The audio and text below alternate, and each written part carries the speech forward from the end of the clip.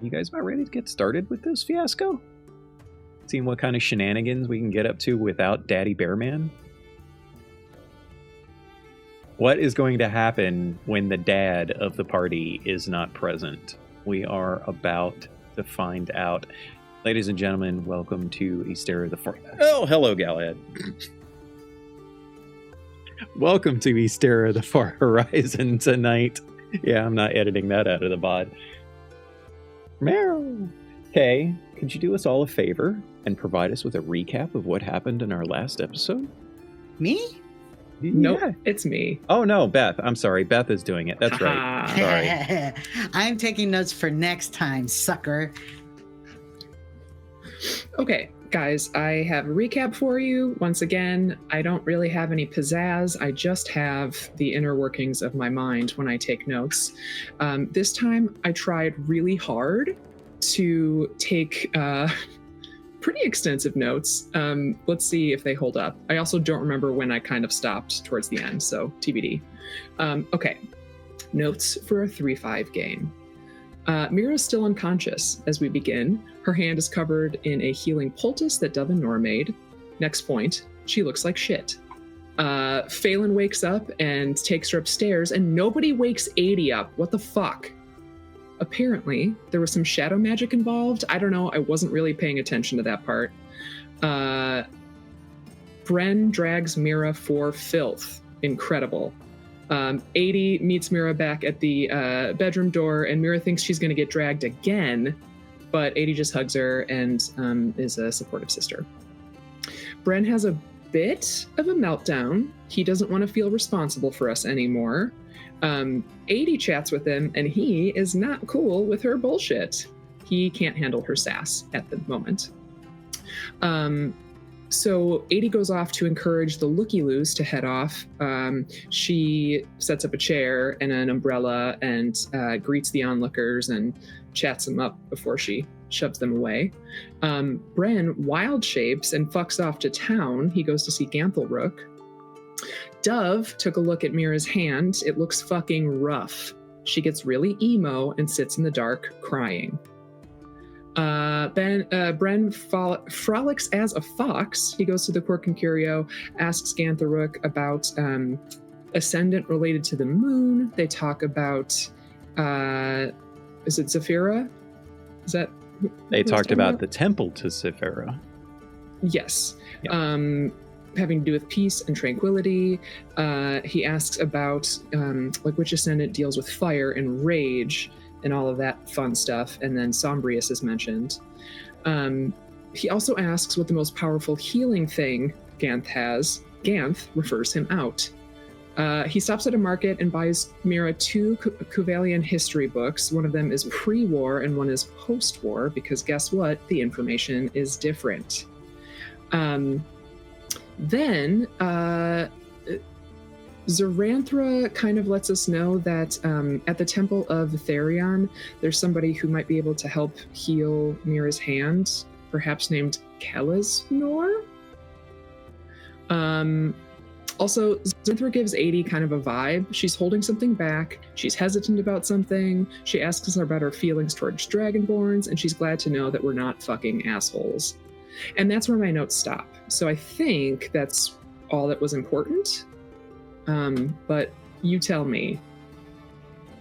She was glad to know that you weren't complete assholes. Yes, complete fucking assholes. Right, yeah. Sure. Awesome. Thank you so much for that amazing recap. Who would have thought that pre- and post-war histories would be different? Yeah, who knows? Anyway, thank you so much for that recap. Kay, you volunteered to do next week, I guess? I think it was coming to me next anyway, so might as well All right. go full force. Sounds and by good. next week, you mean April Right. 2nd. Right, next session. Yes.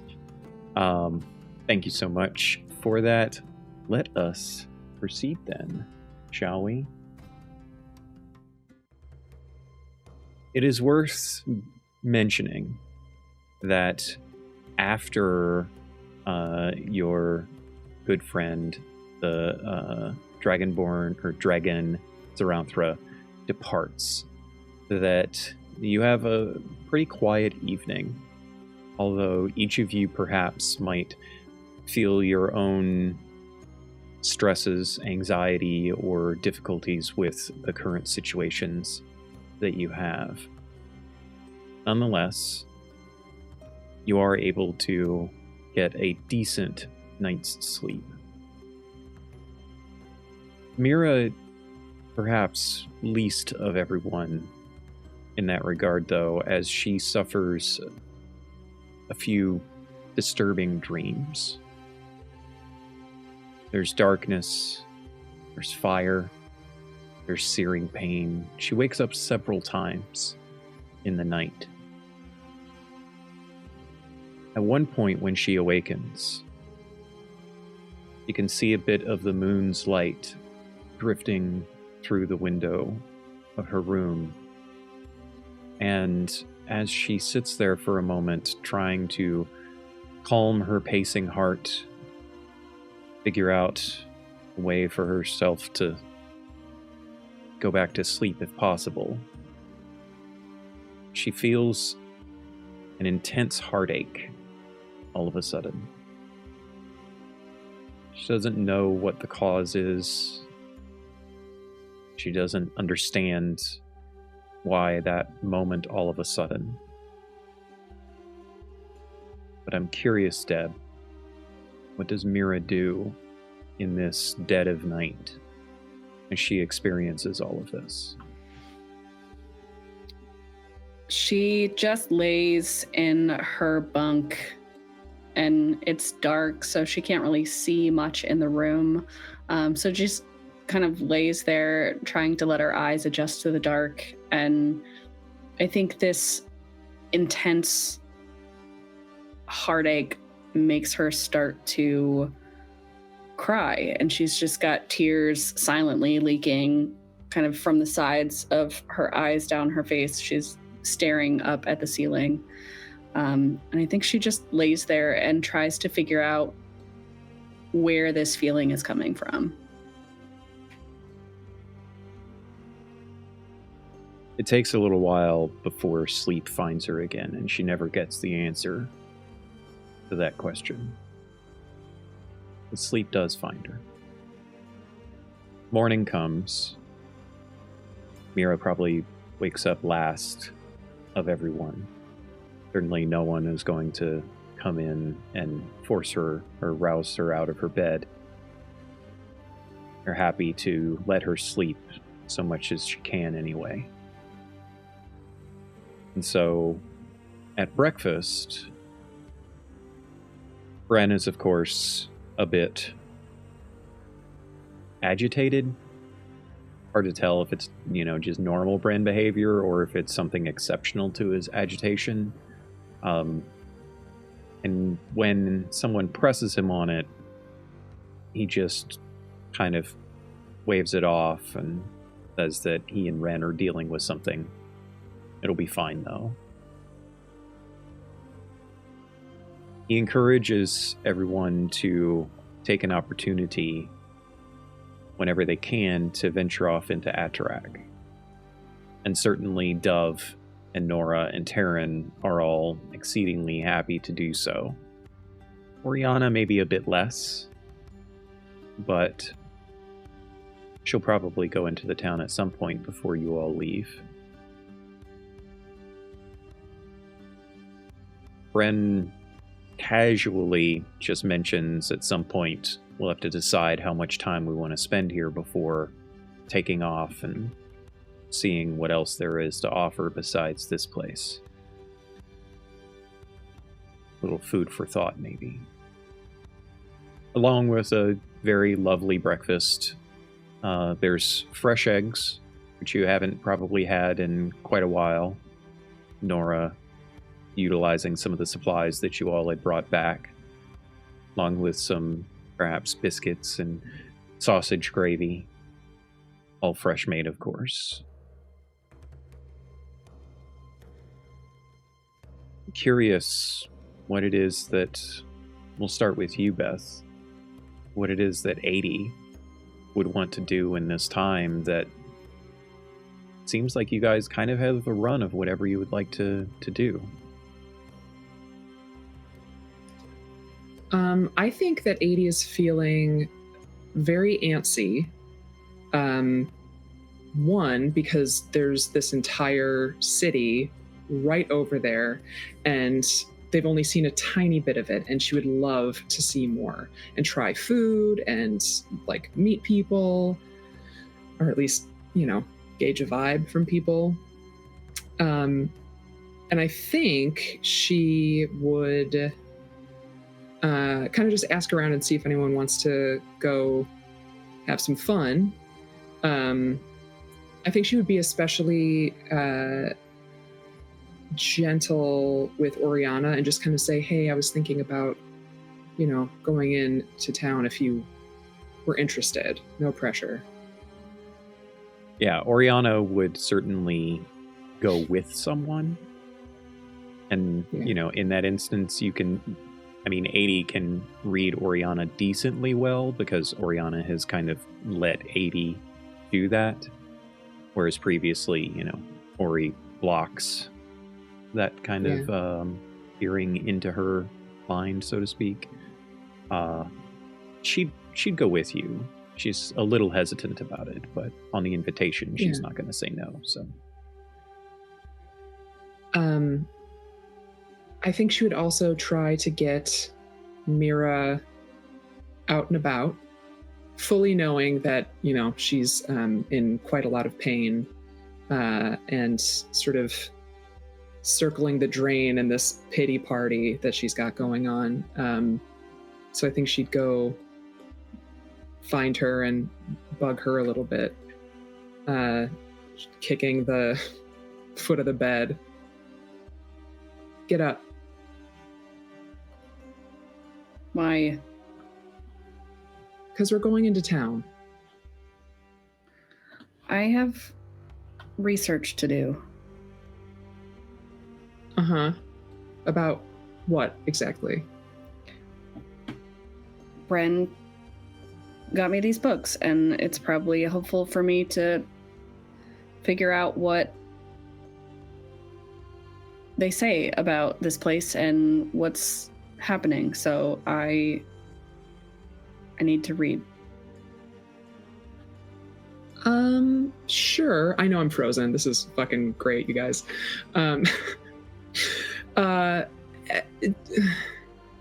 Sure. Okay. I know that that's something that you enjoy, and I'm not going to take that away from you.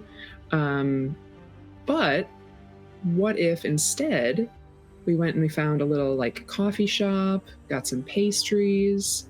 We could find another bookstore, maybe get you something a little smutty. You can kind of go back and forth between, history and fun stuff. We could buy some local art. There's so much that we can do. You should just go.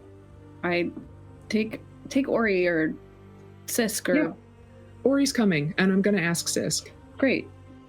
Have fun. Bren's not coming because he's not invited, so if you come, you won't have to worry about, Dad. Just go without me. Okay. Quick sister intervention. Is this a moment where you actually want me to go on without you? For real? Or are you kind of wanting me to push you and, do all of that?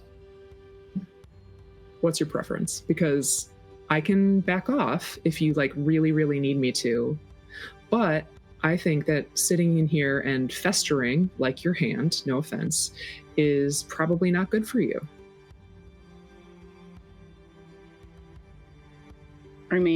I don't feel good, and I don't want to go. If you can find some magical way to make this feel better, then fine. Okay.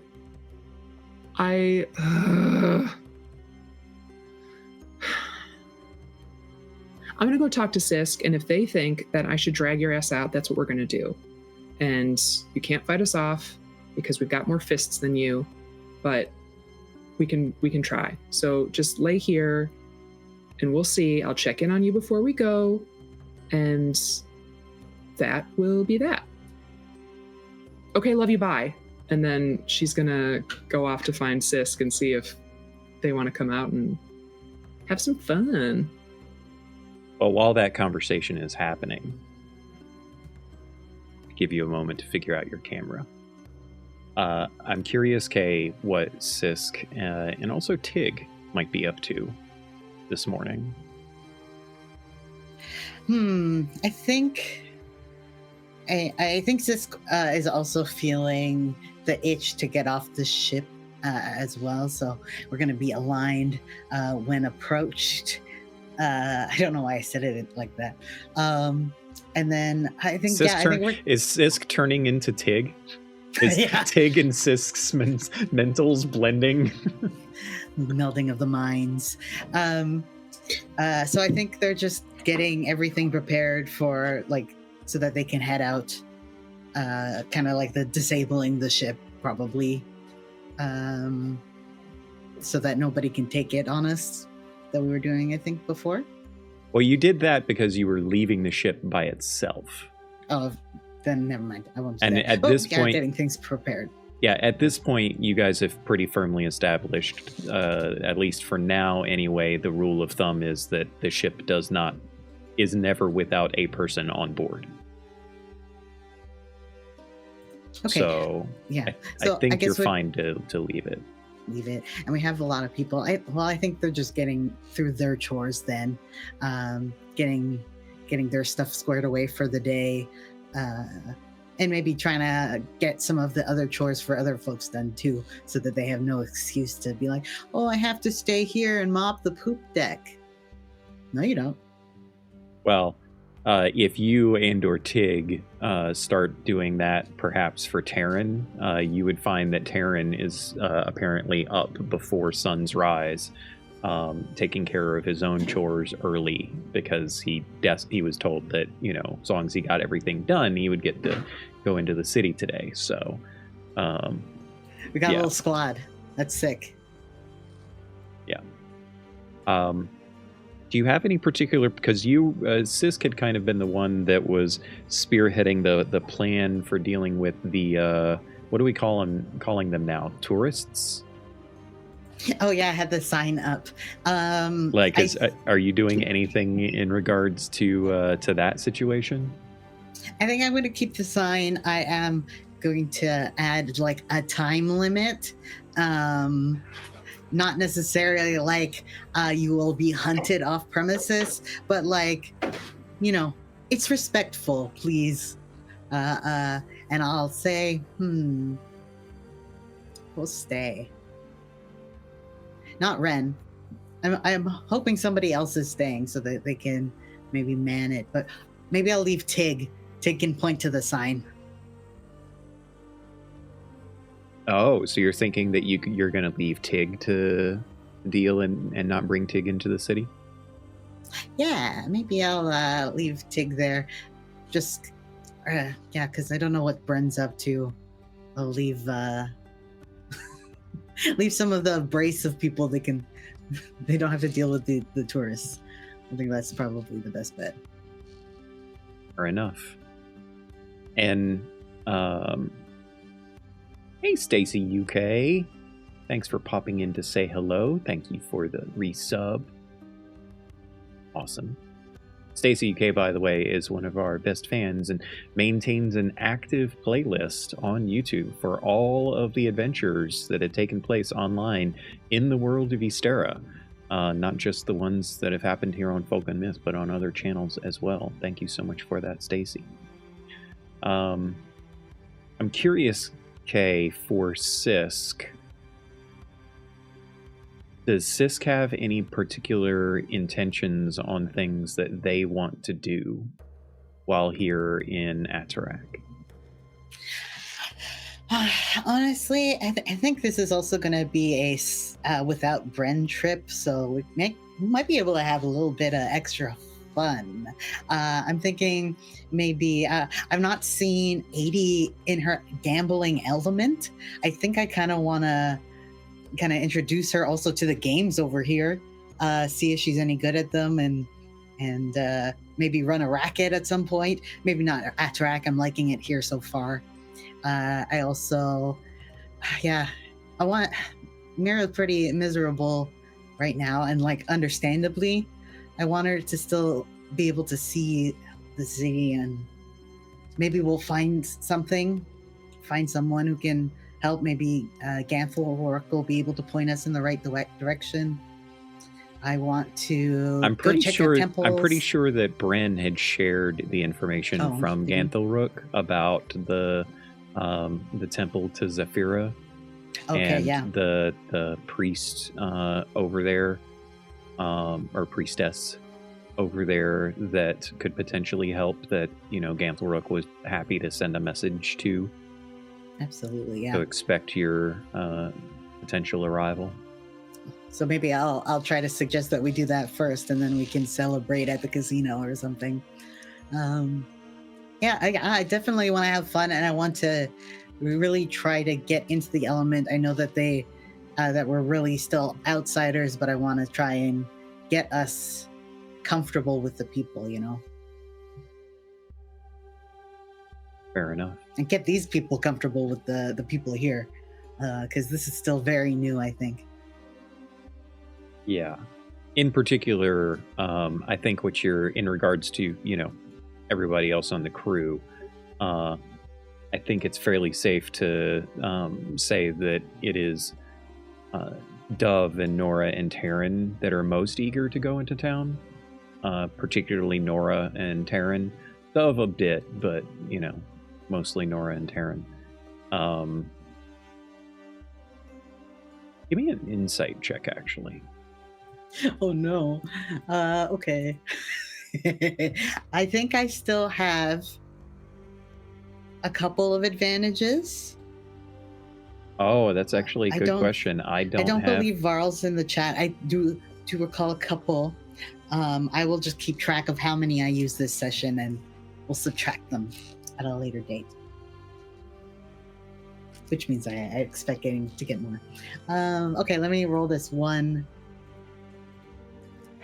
die. Oh, because you're using an advantage to make it a straight roll as opposed to your normal disadvantage.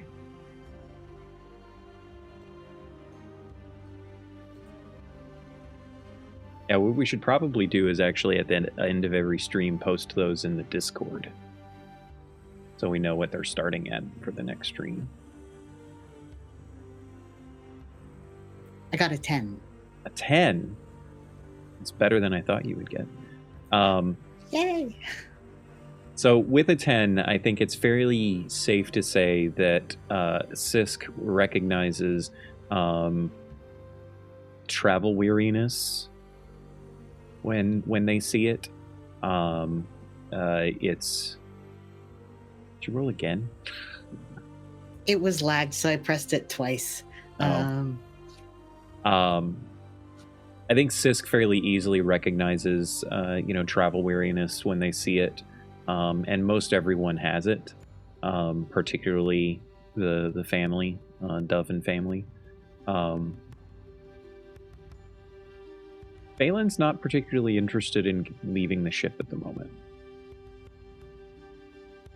Your assumption is it probably has something to do with Mira. Not wanting to leave Mira behind, knowing that Mira doesn't want to leave, that sort of thing. And as far as the rest, it's fairly safe to say that whatever Bren and Wren are cooking up, they're being extremely tight-lipped about it. And so you're not really going to get anywhere with them. Yeah, they're pretty tight-lipped. Yeah. Damn it. So you head out to the signpost, as it were, and check on things and get Tig all situated with that. Exactly, yeah. This is how you point? Maybe make it look like doing so that he looks like he's like dabbing, flexing. Not Oh. dabbing, but flexing. Like, Okay. oh, it's over there. So, what is Mira doing in her room then? Mira is sort of listlessly paging through these 2 books from Bren. I think she's like not focused too much. I do think after a while, there might be like a word or two that sort of catches her attention. And I'm guessing that they're in Etruscan, and so it takes her some time to kind of pour through and translate a little bit.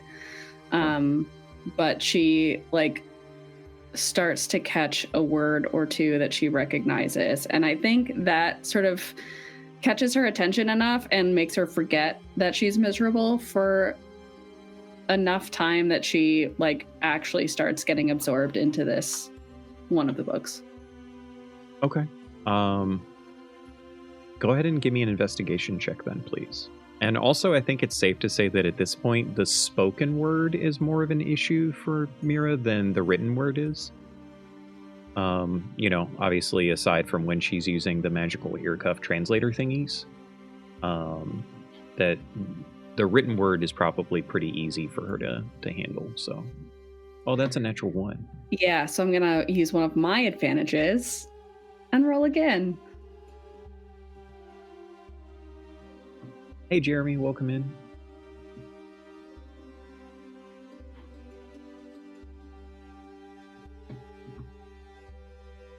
Are you gonna roll again? Come on. I saw a message earlier today that DD Dice updated their release today, and they always lag a bit on release days, so that could be it.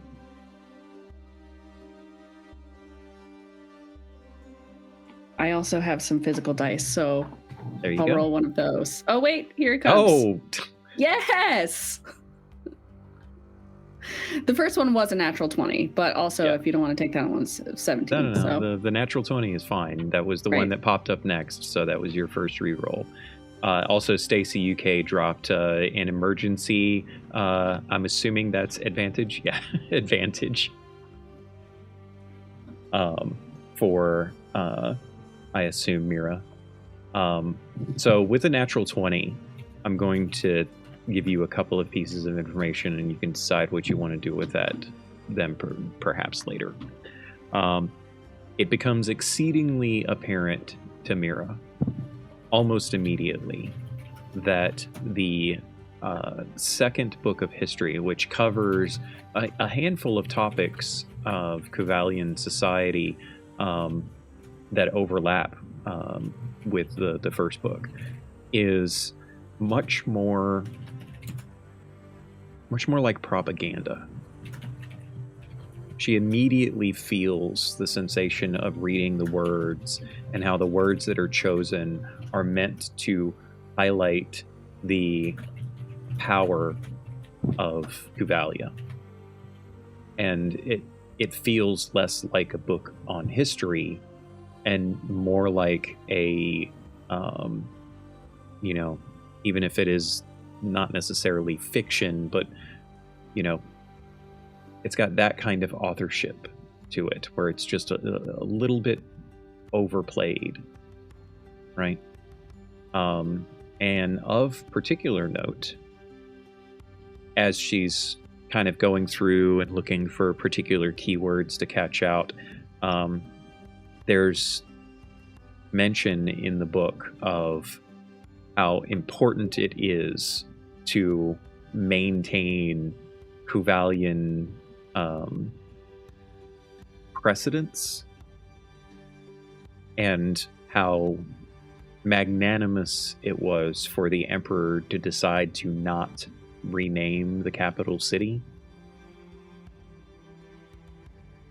Not quite sure how well that is being met by the people, of course, but it just strikes you as something odd to call out in, a book of recent times. Makes you wonder about the author and why they would include that. But the book pre-war is much more akin to a history book that Mira would have read previously. Probably books, she's read similar books many times over in her various studies. And it becomes pretty apparent to her shortly into delving into the books that whatever has changed in Kuvalia in just the decade since the ending of the war, it's had a pretty significant ripple effect. So while Mira is busy poring over her books and suffering through whatever pain she's dealing with, 80 approaches Sisk and does what? You are muted. Okay, Tig, now stand like this. Not quite. Move to the left. No, Sisk is talking to Tig. To right Tig. now. I guess Beth is still having some technical problems. Oh, no. Oh, she was using the wrong microphone. Oh, okay. Her microphone is currently set to her webcam mic. Wonder if she can hear me and knows that I said that. Guessing not.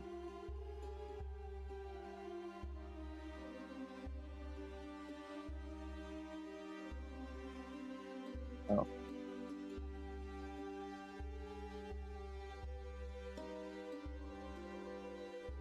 But I can see it's set to your webcam mic.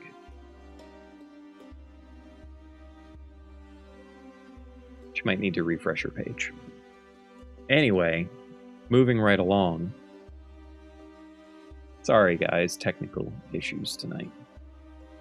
So as Sisk is setting up Tig, we'll say that it's, very shortly after sun's rise, maybe an hour and a half, 2 hours at most.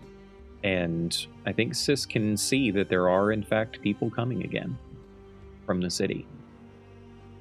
Whatever waning interest there might be has not propagated to everyone just yet. Of course, it's only been a couple of days, and so there's still a fairly significant newness factor to everything. But it does make you wonder how long it's going to go on. I think Sisk feels pretty confident. There'll be at least somebody every day. At least one person or one group. For the whole time we're going to be here. That's just going to be part of life. Quite possibly.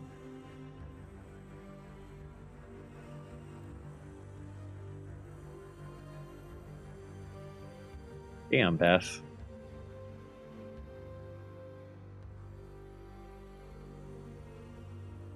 I'm curious.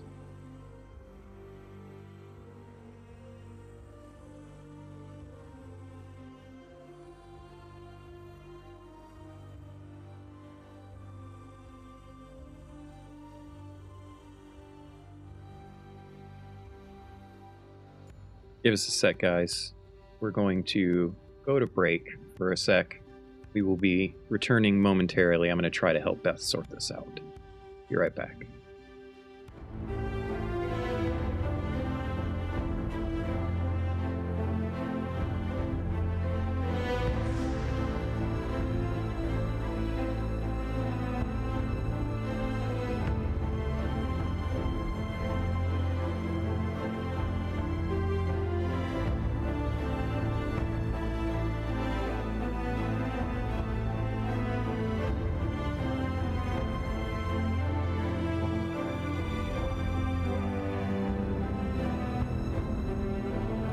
Change, the seed of every epic, the heart of every lore. Legends are not just tales, they're experiences lived and shared. Every voice adds to the legend, every moment becomes a memory. Folk and Myth.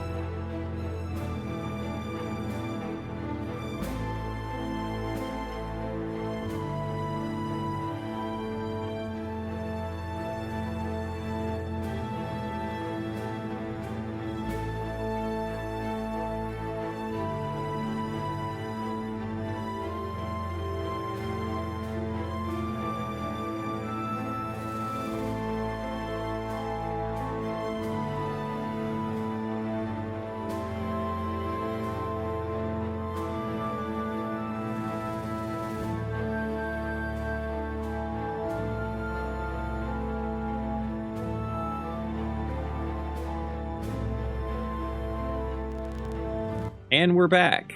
This time with Beth, hopefully able to talk to everyone. So, Oh, yes. thank you so much for all that. Being patient with us, we appreciate it. So, Beth. 80 finds Sisk outside the ship over by the signpost that you guys had set up for the tourists. Getting Tig into position to be the new greeter. Tig would be an amazing Walmart greeter, just saying. What do you do?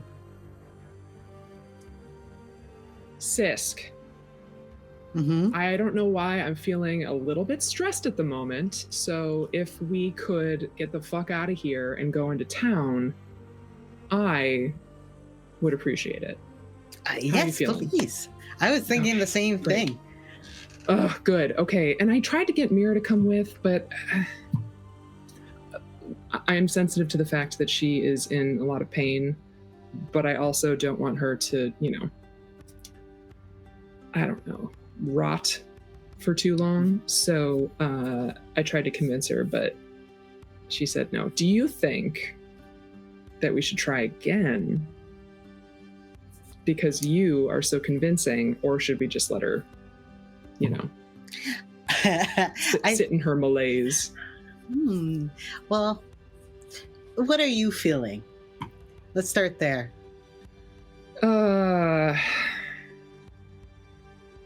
Fuck it. She's fine. Whatever. Let's just go have some fun, please. Oh, I wasn't expecting that. That's like, oh, okay. Okay, yeah. Do you want to go gambling? I haven't seen you in your element. I don't know if right now is the best time for me to be gambling. I'm a little hopped up on Mountain Dew. I've heard that's a beverage here. And I want to... I feel like I'd get myself in trouble. We can try. Can you rein me in? I'll try, but we can go watch maybe. But was it a problem for you when you were doing it, or were you doing it for fun? I was doing it for fun and a little bit for money, and we kind of were stealing money from people. And I wouldn't say, I got into some shit with some shady people. That was kind of the deal. It wasn't that I couldn't stop. It's just that things sort of blew up, all at once. So, well, I don't know that I necessarily want to be a bad influence, but there is a certain anonymity that, I know we're very exciting people here, but in any case, I had been thinking if you wanted Mira to come with us, we could go see the temple and see if they can help her, if she's willing to accept help from an ascendant again. But do you think she would deny help from an ascendant? I know she's got a complicated relationship. That's what them, clearly, but if it's hey, I can fix your hand, or I can fuck off. I mean, I think that's a good reason to sort of, allow you open your heart, I guess, to whatever's up there. Okay. Well, let's TBD. ask her. We can put it out there, okay. And if she says no, she can think about it. Okay. I can vibe with that.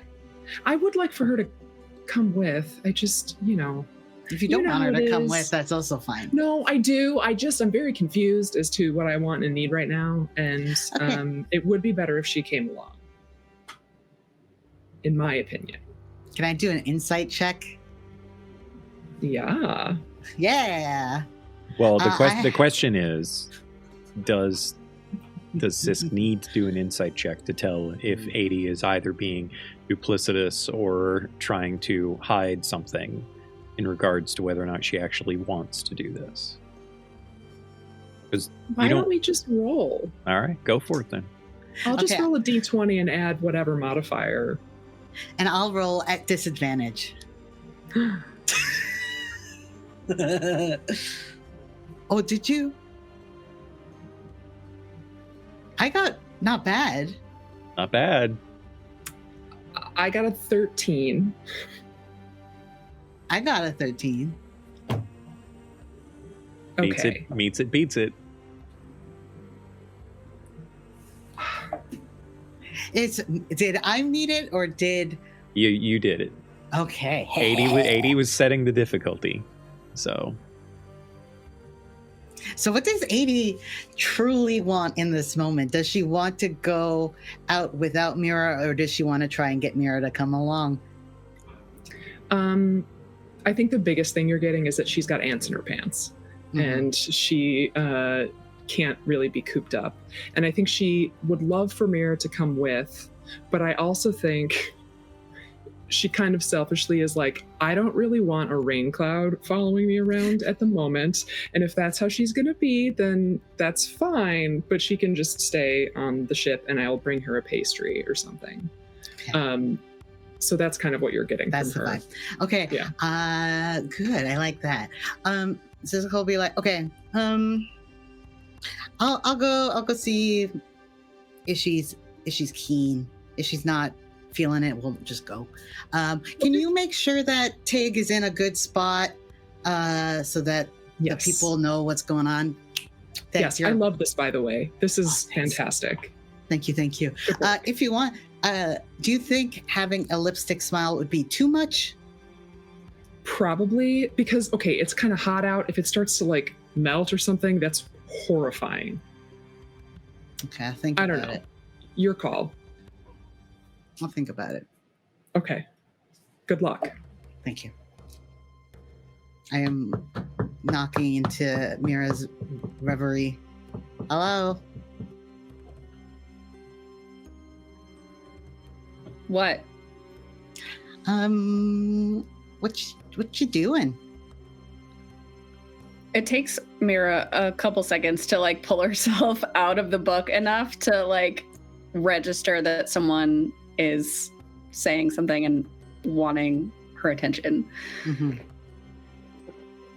I just thought I would see if I could get us some information about Kuvalia from these books that Bren brought. Mm-hmm. I don't know, it's weird. This newer one is definitely like kind of propaganda-y. It's, I don't know, it's weird. Well, that's kind of gross. Yeah, they're definitely cherry picking the words that they're using and painting a different picture than the other one. So, yeah. What? Did you need something? What's up? That's a very interesting juxtaposition you found. It sounds like it could be fun. I did want to ask before we did go if you wanted to come into town with us. We could go by the temple first thing, see if we can do anything for you. But we could also just go for a little walk around the ship for now. I mean, I'm just gonna slow you down. I'll piggyback. We'll piggyback. I'll carry you. That's still gonna slow everyone down. I don't know. I feel like I'll be more useful here. You don't have to be useful. You just have to have fun. That's what I'm asking you to do. And I think I'm your superior on the ship. So you're dismissed and you need to have fun today. So if reading is going to be a fun time, I think you should do that.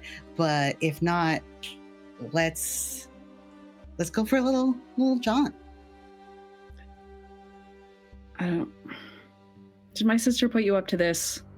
No, I was going to do this either way, honestly. So It feels like an 80 thing. I don't know. It's a more, I think, a person who cares about you sort of thing. But Yeah. we can split hairs later. There's just a lot of people in town, and don't know. What am I going to say to the people at the temple? Hey, I was dumb and I burned my hand off. Can you fix it? I mean, we could go that route. What would you want to say? What do you think Nothing. I don't want to do it. You don't want to get your hand better? Well, obviously I want it fixed, but... Do you think... I don't want to bring Orlumus into this. Do you think they can help you? I think Orlumus helped me as much as he could when I was being stupid. Girl, you're not being stupid. I'm gonna try to sit on the bed. I'm assuming you're on the bed. I'll sit Yeah. next to you. Would it Rub make your you leg. feel better if I came?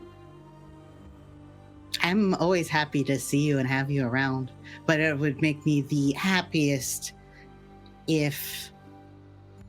I mean, I want you to do what's best for you. I'm not saying that I know what's best for you. So, objectively, if this was 80, what would you want 80 to do? I would push her out the door, but that is neither here nor there. Because we're different people. Well, I think that's kind of what she wants to do for you. So, do you want to come with me? Fine. Okay. Do you want to get some pastries first? Yes. Okay. Okay. Come with me. She'll shut the book a little forcefully just to be grumpy about it. Be like, oh, yeah. Very good. Slam the door, too. Is there a door to your room? Previously established there is a door to that room. So all three of you then are heading into town? Any preparations that you want to do before you go? Well.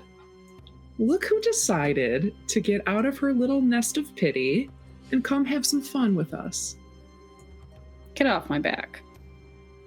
I ordered her to have fun, so it's not really her choice right now. But Oh, you pulled the management card. Okay, yeah.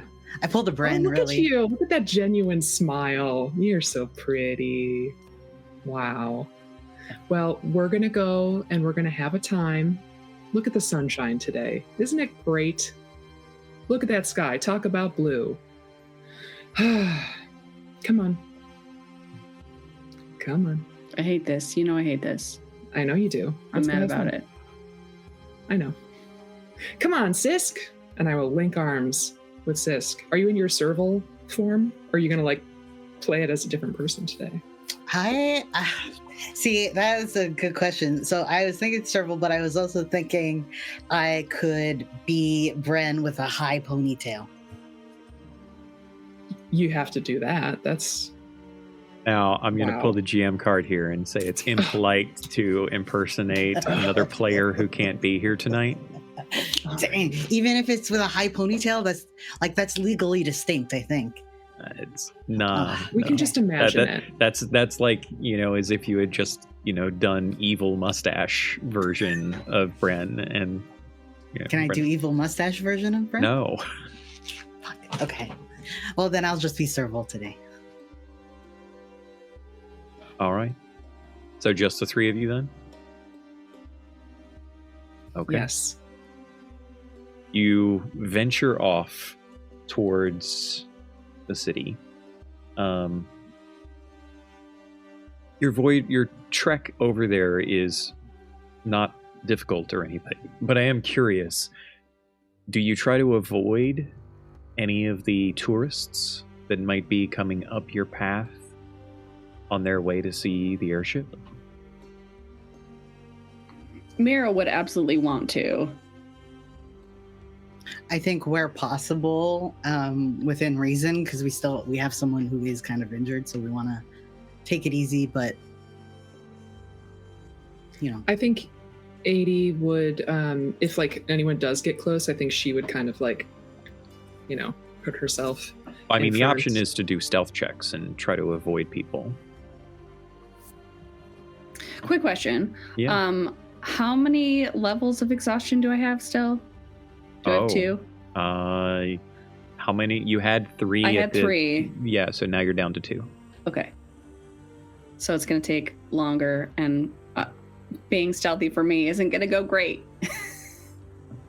Just means that, the other 2 have to succeed even better. I mean, we can try. What's the worst that happen? They hear us? They see us? Yeah. And we have to be like, oh, hi, thank you so much. And yes, thank you. Okay, thank you, bye. That's not the worst in the world. All right, well, let's be sneaky. All right, let's get a group stealth check then. I don't want to look. DD dice, please don't do me wrong. The suspense because of the lag is... I know. That's not me. That is me. I got it. Now the question is, did the person rolling disadvantage roll better than everybody else? Well, that put me at a 20, so... None of your business, I think, is my answer. What'd you get? I got an 18. I did good. And Kay? I got a 10. The person at disadvantage did way better than everybody else. We get it. Mira's better than everyone at everything. I feel like people noticed us, but she was scowling so heavily that they're like, we're going to just leave them alone. Very polite of them. I like it. Regardless of whatever method you use, avoidance or, purposeful forcing of others to want to avoid you, you do manage to avoid any particular interactions with the crowd. As you are going, let's get perception checks from everybody, though. I mean, I know 80's going to see it. Can I use my passive of 16? Sure. Where I rolled. Where did Beth go? We'll get there. Beth? I don't know.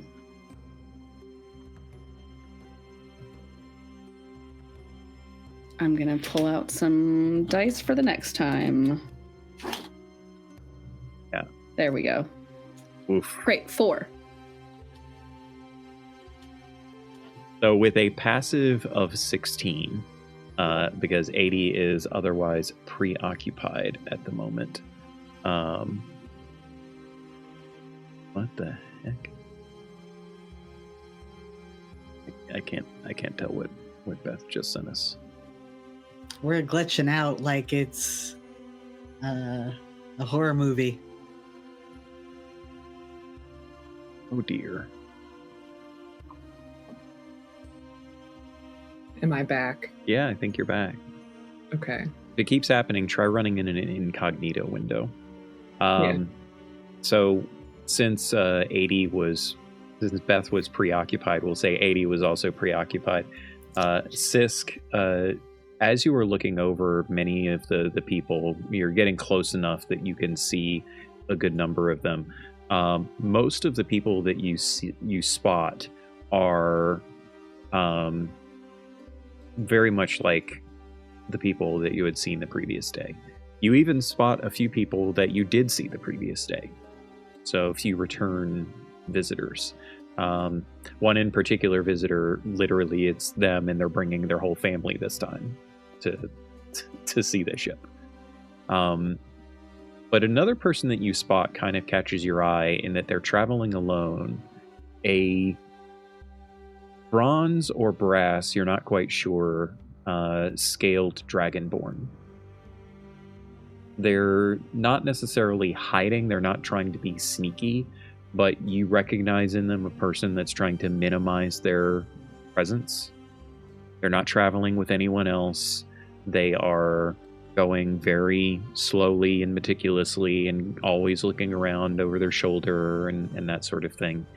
And they have a pretty heavy cloak covering their shoulders, not covering their head. The crest on their head is just pretty substantial, and even wearing a cloak, it's going to be noticeable.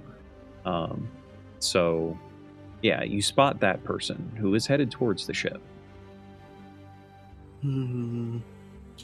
Seem important. Was there a meeting that we had scheduled that I forgot about? I don't know. Was there? Is 80 back from whatever she was doing? Because I definitely am going to point this person out. You point the person out. Both 80 and Mira can see them. What? The Dragonborn are not really, they're not really liked here. This person's going to the ship. I wonder if they're like, do we have a meeting set up? Did I forget something? You are asking the wrong girl. I don't think so. I mean, Bren's on the ship, so hopefully he can do it. Yeah, there are plenty of capable people. They can figure it out. I don't think any of us are happy with that, but that's just gonna... I think we're just gonna let important Dragonborn go. Okay. Yeah. You continue on your journey into Atrak. The city is just as it was the previous couple of days or I guess you didn't go yesterday, so the day before when you had ventured into it seems unchanged. Still hustling and bustling, still quite a lot of people. Where do you go? Well, we need coffee and pastries just to, ply Mira with some good things to energize her for what's to come.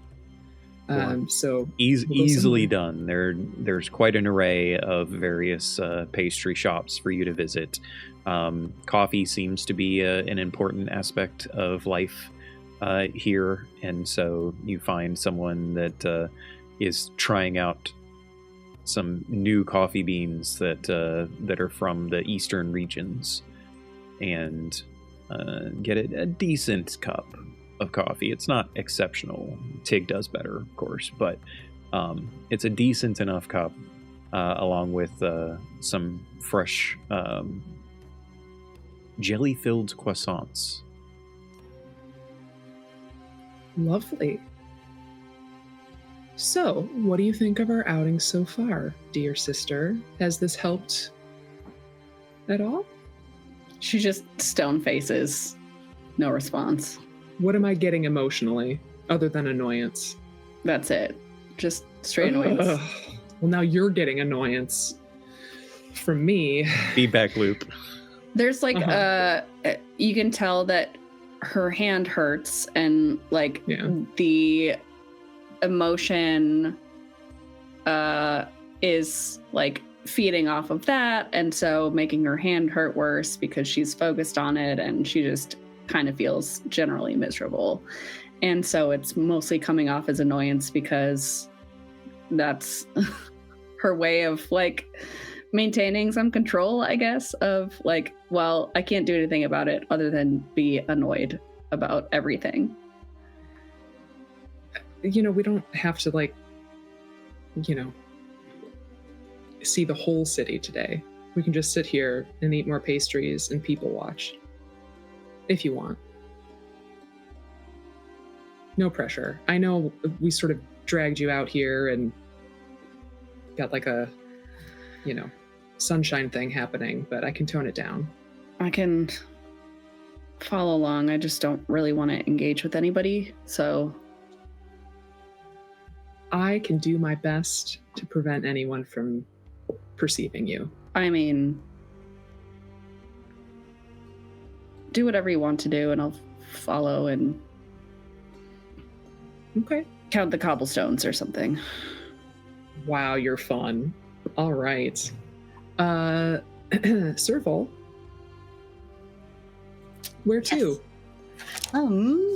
Well, so we've got some jelly-filled croissants. Did we want to go a little shopping, get some things?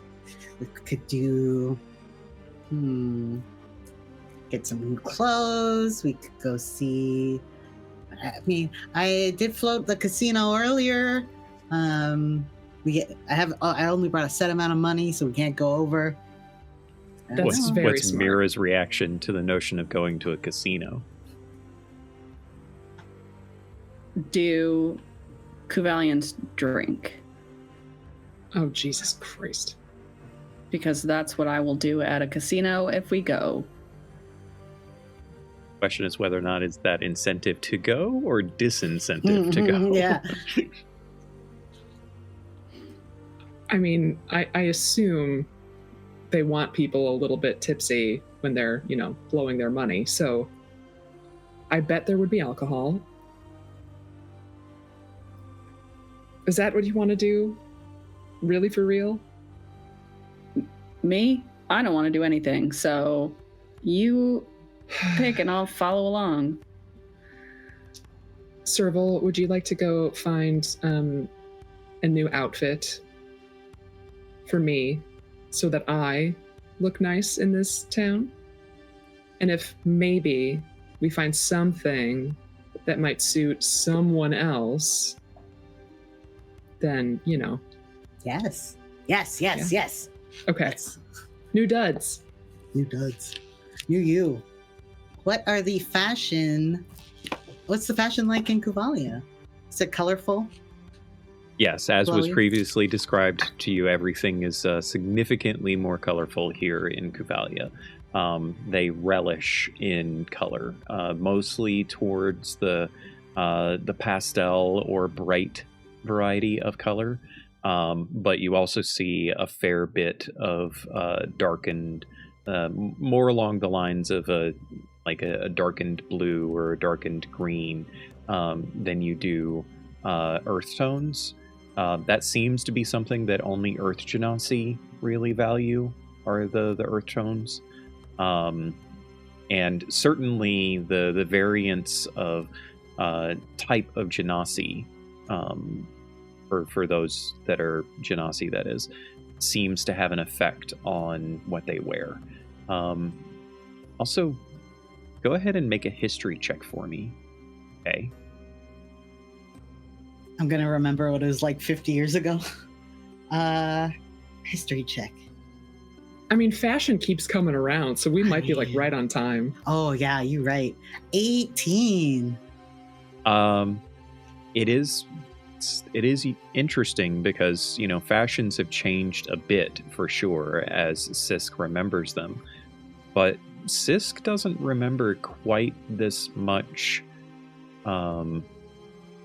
disparity in regards to specific Genasi wearing specific attire. Sisk seems to remember that it was more just a Kuvalian thing and had little to do with your ancestry. But it is worth noting, now that you're kind of paying attention to it and perhaps have an eye for that detail that you were not looking through before, that it seems like the Genasi are differentiating themselves through the colors and attire that they wear, which was not prevalent when Sisk was here last. Definitely more. The people are separated. Okay. There's people who are not Genasi. Are they dressing similarly to how they've always dressed, or are they also? That kind of runs the gamut.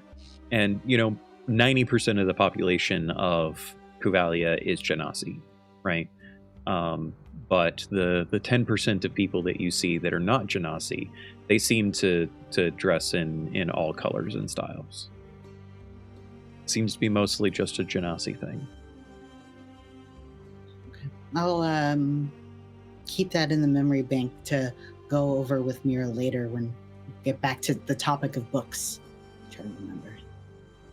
You also still have not seen a single water genasi. It's going to definitely be a full part to ask. It's not going to go well. Regardless of all of that, whatever attention that you might be paying to these details of Kuvalia and Kuvalian people, the people here are also paying attention to you as well. When you had stopped in for your coffee and pastries, some of them were given to you for free. It was, no, your money is not good here, sort of deal. We welcome you here, that sort of thing. As you are off shopping,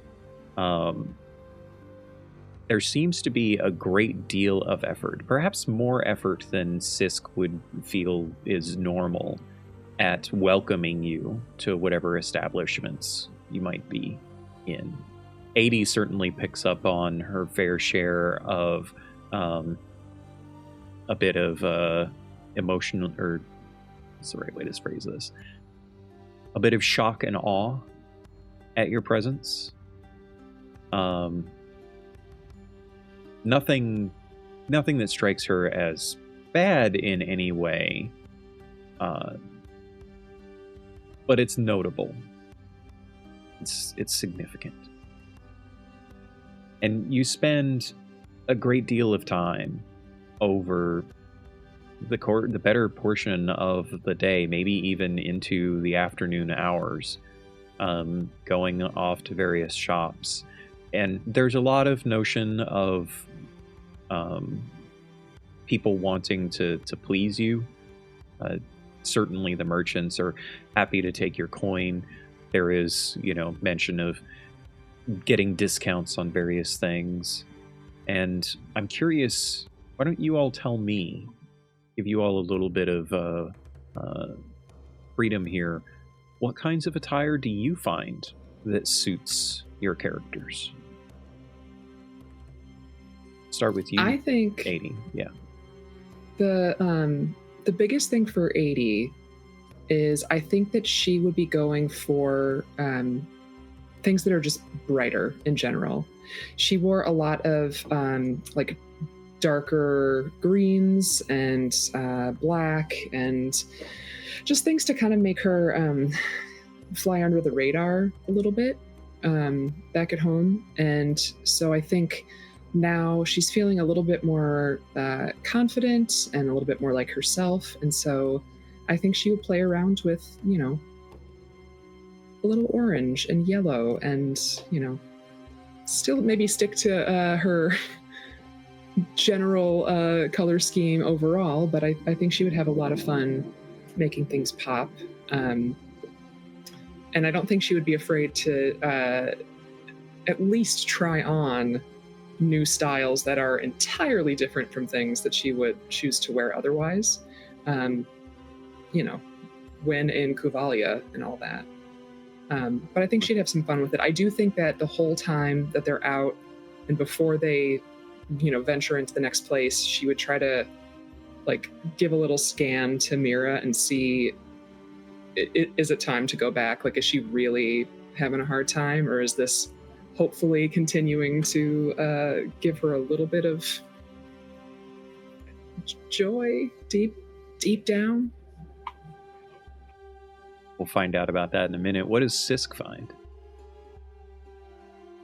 So I think Sisk has a shift weave for their clothes, so they can basically make it look like whatever they want. So they don't really need something to wear. They're looking at things to gain inspiration for what, for maybe new outfits. And then I think they're more looking at maybe some jewelry, maybe more costumey stuff, or, they're like, oh, okay, this would look good if I had to be an old lady. So I'll grab that, or something that looks interesting, some a knickknack or two. They, as I said, I think I mentioned before, they collect little animals from around the world, little tiny trinkets. So something that tickles their fancy. Yeah. Sure. And how is Mira dealing with all of this? When I walk in, Mira's like absolutely not interested in dress shopping or anything, and she just sort of like aimlessly wanders around this shop. And she, with her good hand, she's touching all the fabrics because that's what you do. And she's like kind of annoyed by all the bright colors because it's just another like everything is bright and cheery and I'm not. But then she sees this like she wanders over to the clearance section basically, and these are like items that are a season or two out of style. And she feels it first, but then she sees this dress that is like rich fabrics, and the colors are a really deep blue with a lot of like silver embroidery on it. And it's a dress that reminds her of Kalea, and it's like something that Kalea would have worn. And so like she takes it and she kind of stares at it for a little bit, and then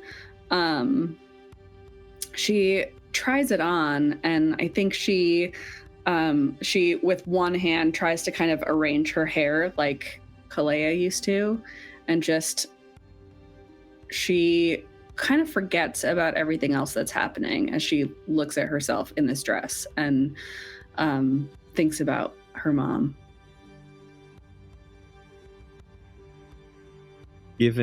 Oh, hey, Lord Gazumba. Welcome in, Raiders. Thank you so much for joining us. We're having a bit of a shopping episode for now, but don't let that dissuade you.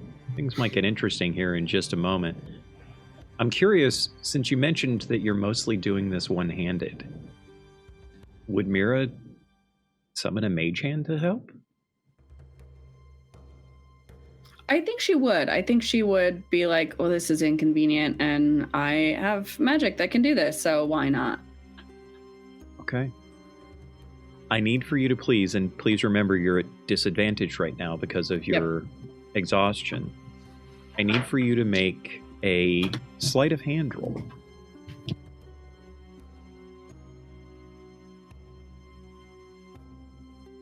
Okay, I rolled a 16 and a 19, so I ended up with an 18. Okay, that's really good. It takes you effort to do this. One hand is not sufficient for you to do the arcane gestures. And you attempt to move your other hand along with, like you've practiced so many times. And the pain is unbearable.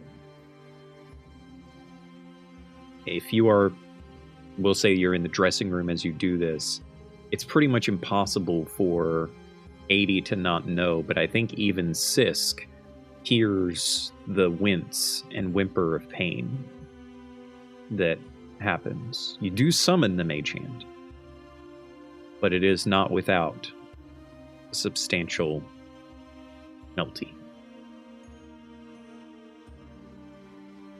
I think that when 80 feels that, honestly, I think 80 is probably watching Mira like a hawk, while also having fun trying things on. But I think she would have noticed her eyeing that dress, and when she then feels like the surge of pain, I think she would probably be the annoying sister and like pop her head into the dressing room. You okay?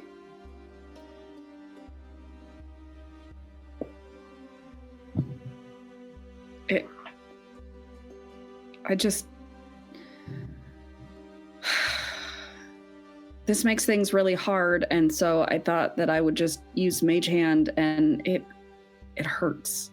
It hurts a lot. Yeah. Well, let me help you. She'll sort of like smooth down your shoulders, feeling the fabric, and this looks great. You look so much like her.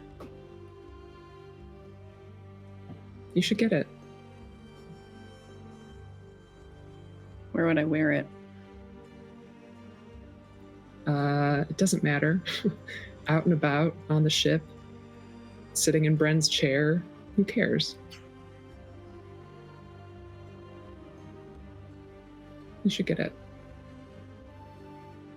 Would you find? So much. Oh my god.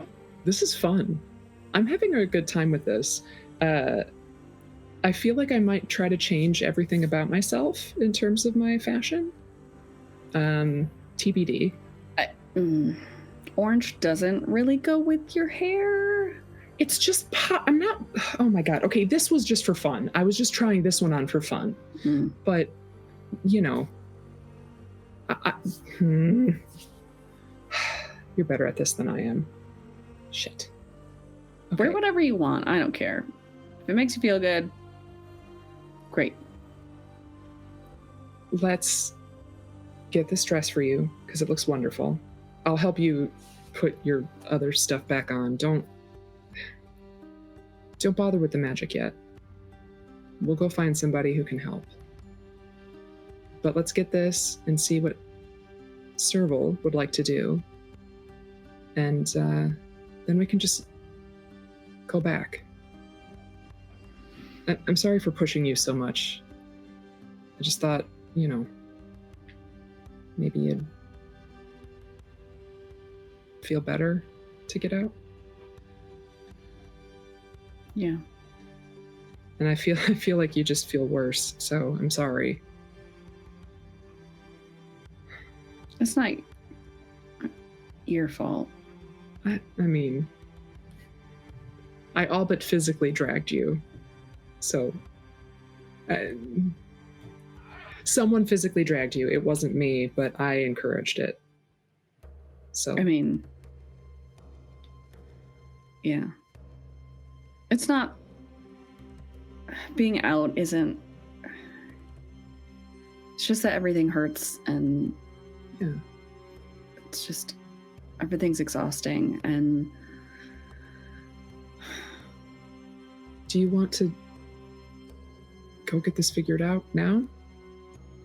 Or we can go back and rest up and then try again tomorrow? Yeah.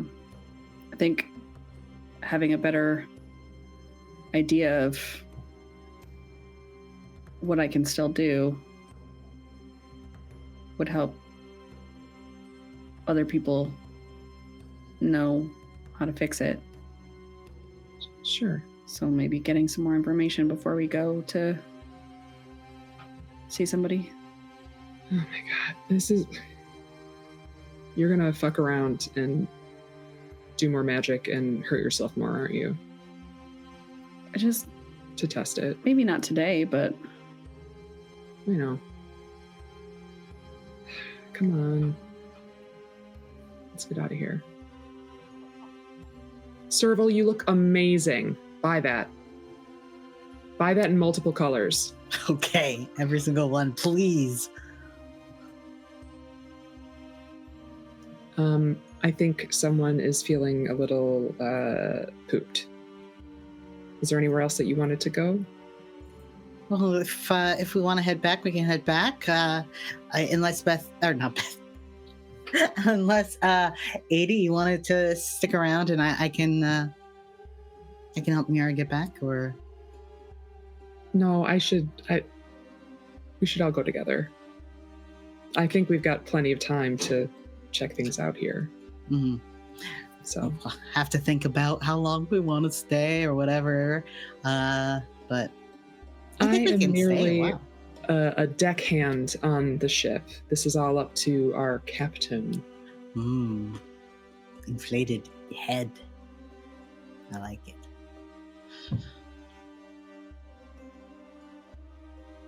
So you all start heading back to the ship. Few new pieces of clothing in hand. You make your way back. As you arrive back, it is worth noting that there are less people than there were the previous day, the tourists. You don't spot the Dragonborn among them. You make your way onto the ship. Everything is as it was when you left. 80, give me an insight check, please. Yes, sir. Should I use my advantage? Is that, am I... It does not apply this time. Okay.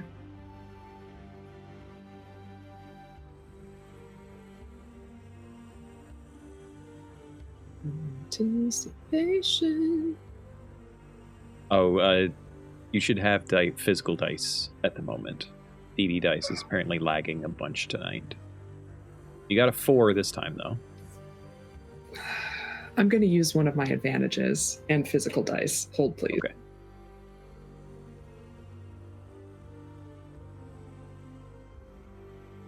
Cat time is the best time.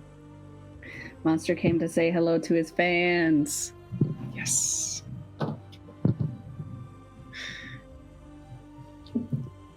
I rolled a 10, so 16. Okay. 16's enough, I feel like, in this case, for you to at least understand that something is bothering Oriana. Most notably, you can't read her at the moment. When you get back, she's there in the crew cabin with a book in hand, drinking some tea. Hey, you look cozy. Thanks. Yeah. Are you feeling all right? I'll be fine. She'll just kind of look at Oriana for a minute, trying not to be too pushy, but just sort of give her a little space to maybe open up more. Give me a history check using wisdom instead of intelligence. Cool. Okay.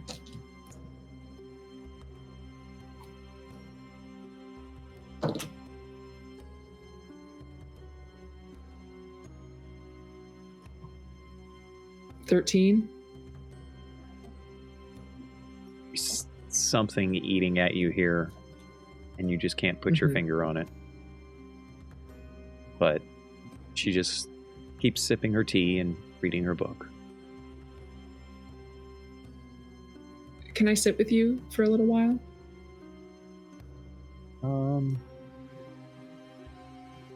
Sure. Okay. I'll grab a book so I don't bug you too much. We can just kind of sit. Yeah, that's fine. Okay. She'll go find a book, probably either like a murder mystery that she's read a bunch of times or something smutty, because she mentioned let's be honest, it's going to be something Mira, smutty. and then maybe it's like a little bit of both. Like it's kind of a mystery, but kind of something else too. I don't even want to know what that book is called. Thank you, Canadian Ancient Gamer, for the bits. You guys just all got a donation of bits from Patrick. Dropping you and giving you guys some extra advantages. Does Sisk have 21 advantages right now? Hell yeah. I'm pretty sure that's a typo and it's supposed to be 2. No, I think that's 21 sounds great. No, 2. And thank you, DD Dice, for making me need them. So what do you do, Sisk?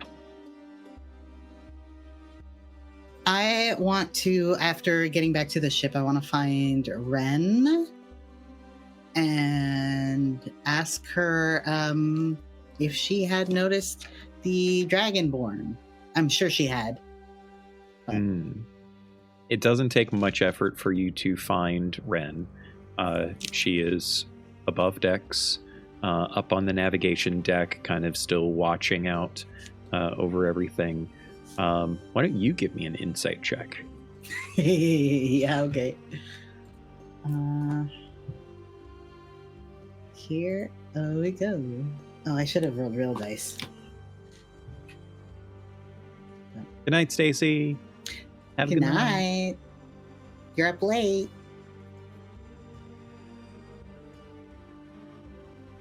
I'm gonna go grab my real Just roll dice. Yeah. Oh, you don't have your dice at hand. All right. Well, in that case, we'll just say it's a failure. Oh.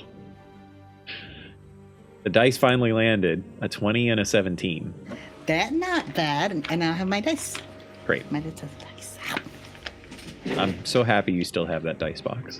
Oh, I love this little guy. I love him.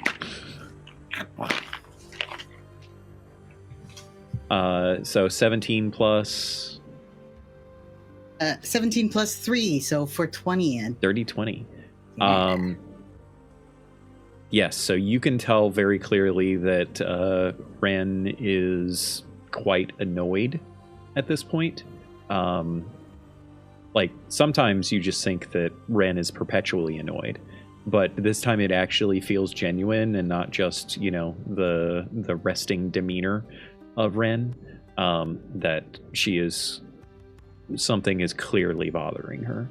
As she is standing, basically doing a Captain Morgan up on the edge of the ship, looking out at the crew of tourists that are off in the distance. Hey, Wren, we're back. I know you must have seen us. How's Yep. it been while we've been away? You know, these people, can't say I'm much of a fan. Has the asking them to be gone within a certain time frame been working at all, or Tig kind of Oh, Tig's kept them handling it moving? fine. Perfect? It's not like anybody's being rude to him. Who's being rude? There was a Dragonborn earlier. We saw him coming up. I did want. That's kind of why I came up to ask if you had seen him. What happened? Oh, yeah. I saw. He was just there. He had a book with him. Seemed to be drawing or writing something as he was looking at the ship. He was respectful, just like the rest. Stayed distant and all of that. Seems like everybody is more or less sticking to the guidelines that you wrote down on that signpost. That's good.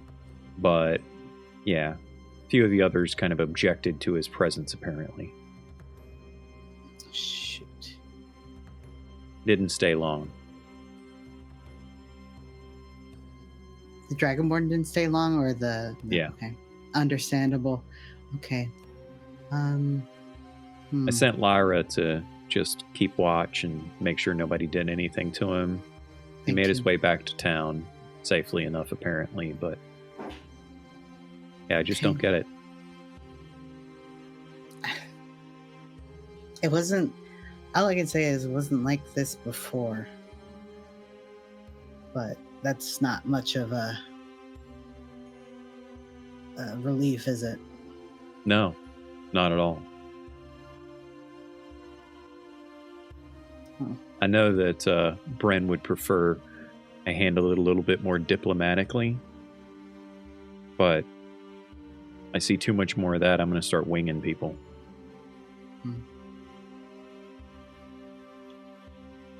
Yeah. Okay. That's understandable too.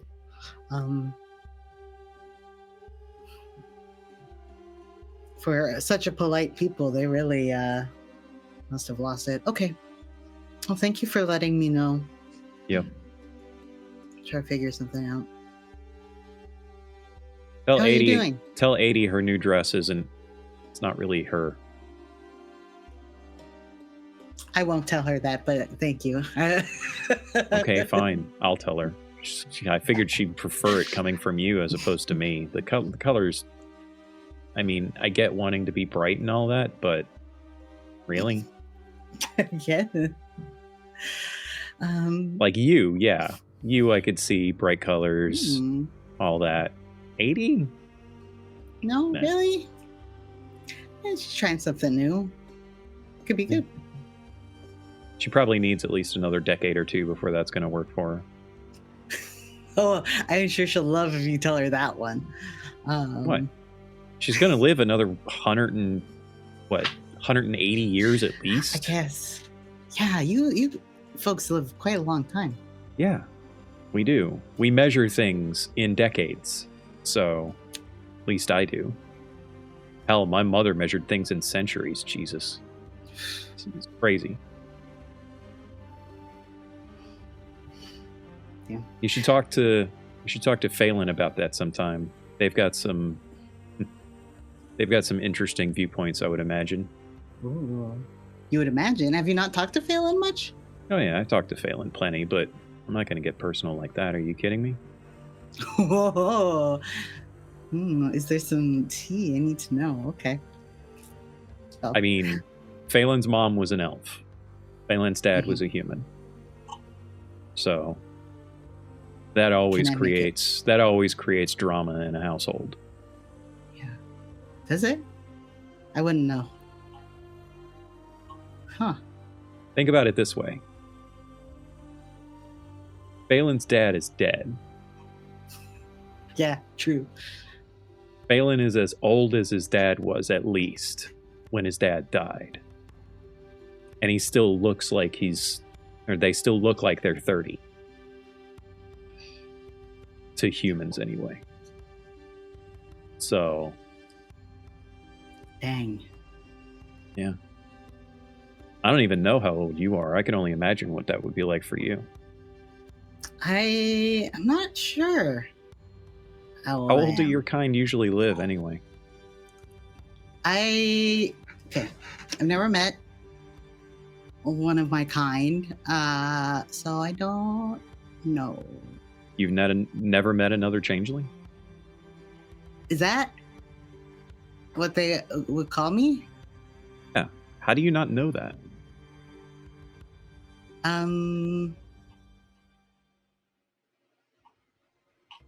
I just woke up one day and I've been going from there, just trying to figure it out. Huh. Now, don't get me wrong.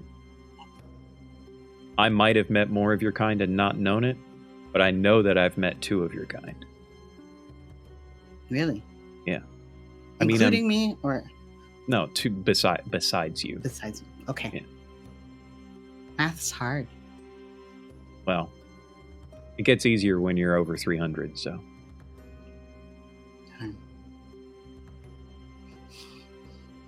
How are you acclimatizing to the ship and Kuvalia and everything? I don't know that anyone's checked in with you. I'm fine. I'm fine alone. I'm fine with people. I'm fine up in the sky. I'm fine in the mountains. About the only place I think I wouldn't be fine if it would be underwater. That's not really my thing. Yeah, there's still time. Nah. You can master them all, right? Oh. Even swimming is weird for me. I'm too much like Lyra, I guess. Lyra hates getting wet. Imagine. Makes it hard to fly, for sure. She manages, but yeah. Okay, anyway, well, you should know, just for the sake of,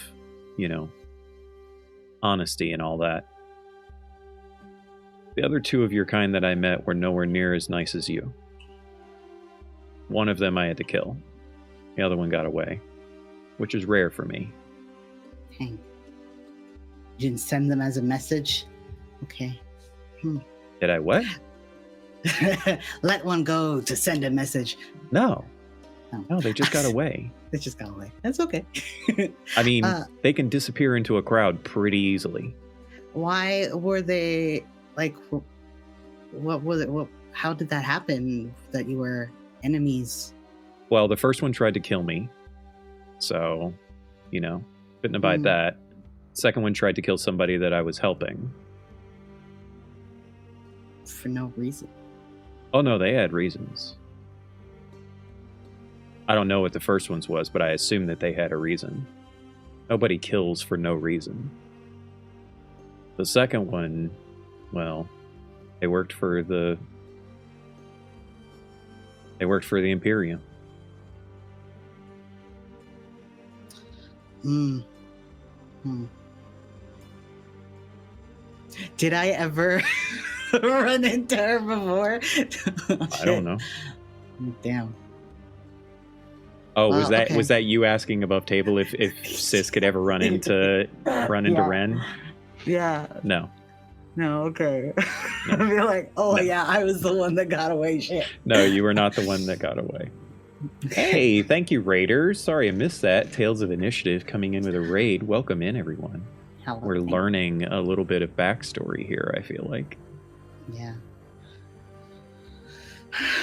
Is Sisk like noticeably distraught or anything by what Wren has said? I just like, I think they look really confused. Like, they're having a hard time putting it together. Like, and not the only one. There were others in the Imperium, and like. Didn't you? Wren continues. Didn't Yeah. you say you worked for the Imperium? You were with what was that asshole's name that you worked for? Kellenan. Kellenan, yeah. right? Yeah, that asshole. That asshole. Yeah. Did you think you were the only one? I thought so. It felt like it. Well, there's more than a handful of people in the Imperium in the higher echelons that use assassins.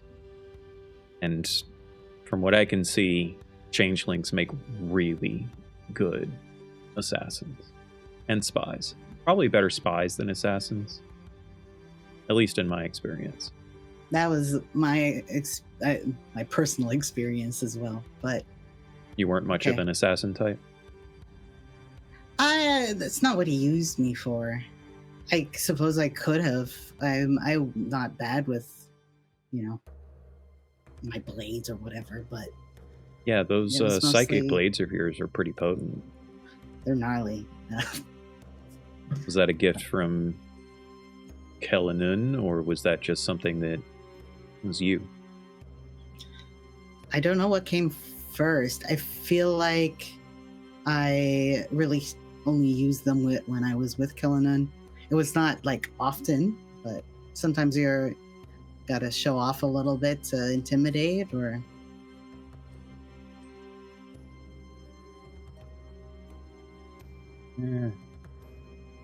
Not my thing.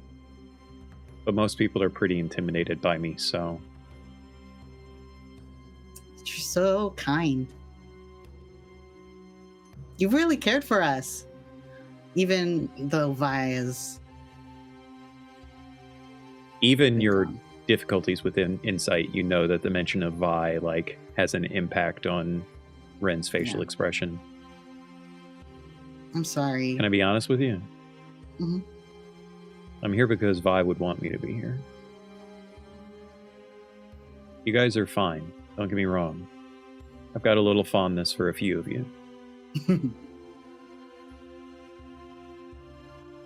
But this journey that Vi's on, they're going to want to come back to you. She's going to want to come back to you at some point. So I'm just trying to make sure that that's still possible. Lord knows you guys get into trouble.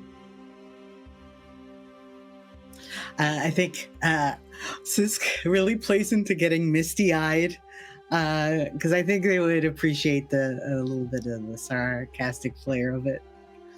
Like faking the misty-eyed bit, or like is it honest misty-eyed and they're trying to like play it up?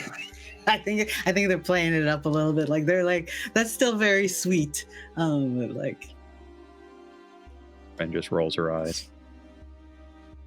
All right, I'm gonna go shoo these people off because it's almost sunset, and they need to go. You want me to send? You want me to send Tig back in? Yeah, sure, please. All right. Thanks, Wren, for everything. Yeah, thank you too. And she just leaps over the side of the ship. It sounds right. I skip down into the bowels of the ship. I'm having a good time. You settle into, or you walk through the crew deck, and you see Oriana sitting down reading a book. You see 80 sitting down reading a book. Go ahead and give me an insight check. Where's Mira sitting down and reading a book? What's going on? I'm I have assuming dice. Mira is not in the room. Correct. Yeah. She would not be. But reading a book is about right. 12 and a 19. So with a 12 plus 3, 15. Not the worst. I think Not- even Sisk would be able to pick up on a little bit of tension here between Ori and 80, even if they can't quite pick up on the source of it. Hi, ladies. Are you having a good time? Hey, Oriana. Sisk. Oriana offers you a polite smile and just nods and looks back down at her book. Just, enjoying each other's company a bit. After, being out and about, it's nice to just sit and read for a while. Or is not reacting to anything? Nope. When 80 says that they're, just hanging out, I think that she would kind of give Sisk like a little kind of look,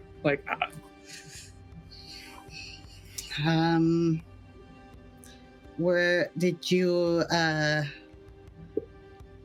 hear or see the Dragonborn who would come to visit us, Ori? No. No, I just stayed below decks all day. Did you see it? No. I haven't done any divinations today. Did you need me to check on something? I just want to make sure you're doing okay. You seem, I know you're reading, which I think you like to do, but I don't know, things seem tense. I wasn't here all day. I just want to make sure everyone's doing okay. Yeah, just enjoying some quiet time. Okay. Well, you know where to find me if you need anything. Yep. Okay. The music is making me tense.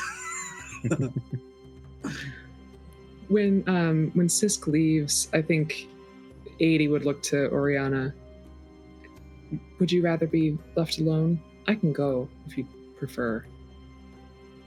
No, that's okay. I think I'm not really hungry tonight anyway. I'm just gonna head down to my room. Thanks. Are you sure? I can. Yeah. No, I'm fine. And she just gets up and pauses for a sec to snag her tea and then heads below deck. Well, shit. What's Mira doing after having returned to the ship? I think she took a nap. Probably a good call. And then I think she did recognize that the open air feels good, and probably being cooped up in her room or the engine room for hours and hours on end isn't the best thing. And so she probably goes up and finds a place out of the way on the deck for a little bit and just kind of sits in the afternoon sun. Yeah, that sun disappears pretty quickly. It was pretty late in the afternoon by the time that you guys made it back. But yeah, you do manage to get a little bit of time in the light, and your evening passes relatively uneventfully. Unless there's something special that you all would like to do.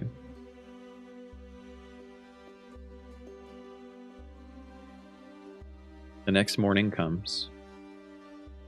Does Mira get out of bed any easier, perhaps not experiencing the significance dreams that she had experienced the night before? I think she does make an effort to be less irritable and outwardly, at least. She's still kicking herself for doing something so dumb. And she's still in pain, but I think seeing how much effort Sisk and 80 went to the day before, she like goes out of her way to be a little more engaged with any group activities, and maybe like gets up earlier and starts making the coffee or helping Tig make the coffee or something. Go ahead and roll a persuasion check at disadvantage.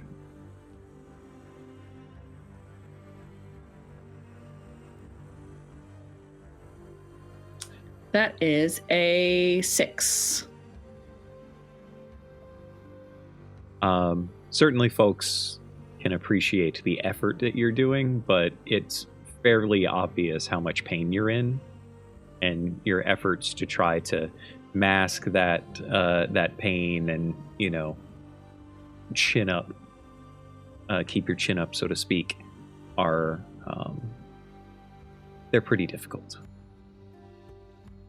At breakfast, thankfully, there is a significant distraction, though, as Taryn just will not stop talking about the trip that the family took into town. How the three of them got to see so many amazing new things, and Taryn ate a pepper flower that made him want to throw up fire, and like just all kinds of craziness from their experience. And I think it's safe to say that all of you would feel perhaps a little bit better in a way at hearing Taryn's, like a child's perspective on it. There's some of that wonder that can shape a person's feelings and emotions. And certainly 80, I think, is feeling all of the strong emotions from, you know, a preteen boy experiencing, you know, new things like this. But, yeah. Breakfast is had. The question I have for all of you is, do you have any particular plans?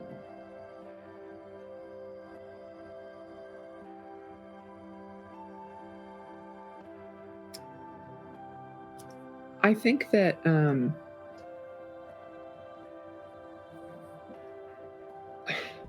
I think 80 would probably go to Sisk again, because I think that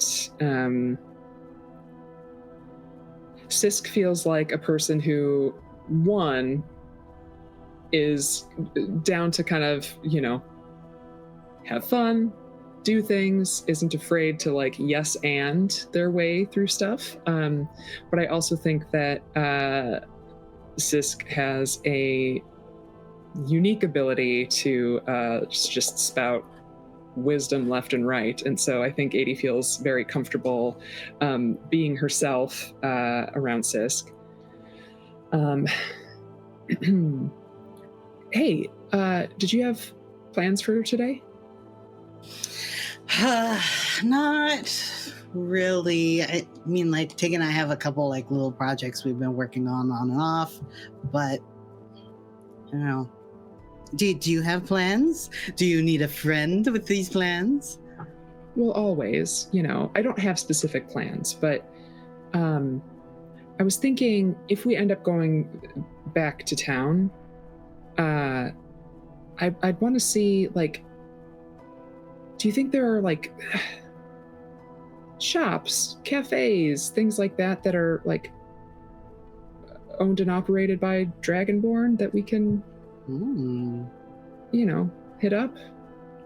Yeah, to be shown frequenting them, and I think so. Like find a couple of good spots that we go to a lot, and you know. Yeah. I think I'm absolutely, that makes sense to me. Yeah. I mean, it's not like we have to go on a whole tour today, but just I think, you know, like as we kind of go through things, that might be kind of nice given, you know, the climate. But what we were told by Zaranthra. Yes. Fuck me. Okay. Yeah, I mean, I read she just, just put a post-it note on the side of their monitor with her name. I know. It was there. I was gonna mess it up, but I just think, like, after hearing about the Dragonborn that, came around yesterday, I think it would be nice if we could let it be known that we don't stand for bullshit. Just, in general. I think so. I think I'm absolutely with you. And I mean, we have a few kind of at least Dragonborn friendly folks. We can ask Zaranthra if she has some places she would recommend. Ganthel Rook says he has some friends, who are Dragonborn. So maybe he has some other business owner friends. And like, I was kind of hoping we could do 2 dragons, 1 stone. We like help 80 and also kind of get some contacts with it took me a moment to get the analogy that you're going for. 2 dragons, 1 stone, and also start get some more contacts within the Dragonborn community, because there's the dragon temples and stuff. But we could also just make another day of it, exploring and seeing what and who we can find. Well, I'm very interested in that. I'm having second thoughts about the clothes that I got. I mean, like, I don't know. I feel kind of silly. I don't know if this like cut is right for me. Mira said something about the colors too. I don't know. The colors. Oh, is this okay? This is like a very particular thing. Yeah, I mean, it doesn't really matter. Just eventually, I think I might need to, explore the clothing options again. I think it looks great, and if you like it, it seems to fit. I don't know why you wouldn't. You know what? I'll give it a couple days and see. Not that I'm going to wear this for multiple days in a row, but just I'll give it a couple wears and see what I think. Anyways, but I just kind of I don't want to push her too much, but I think if we can maybe coerce Mira into having her hand looked at by, I think that's for the best. Yeah, hopefully we can get her to do that today.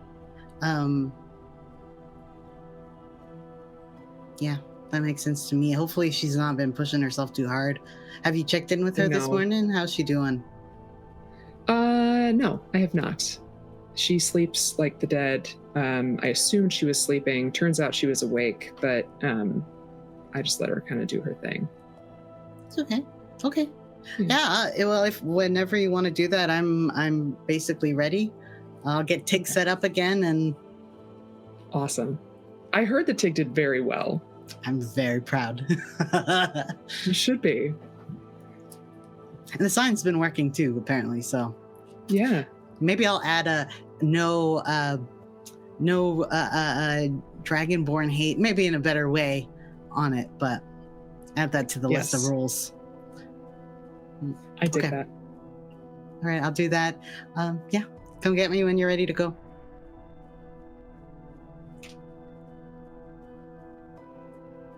What's Mira doing? Oh my god.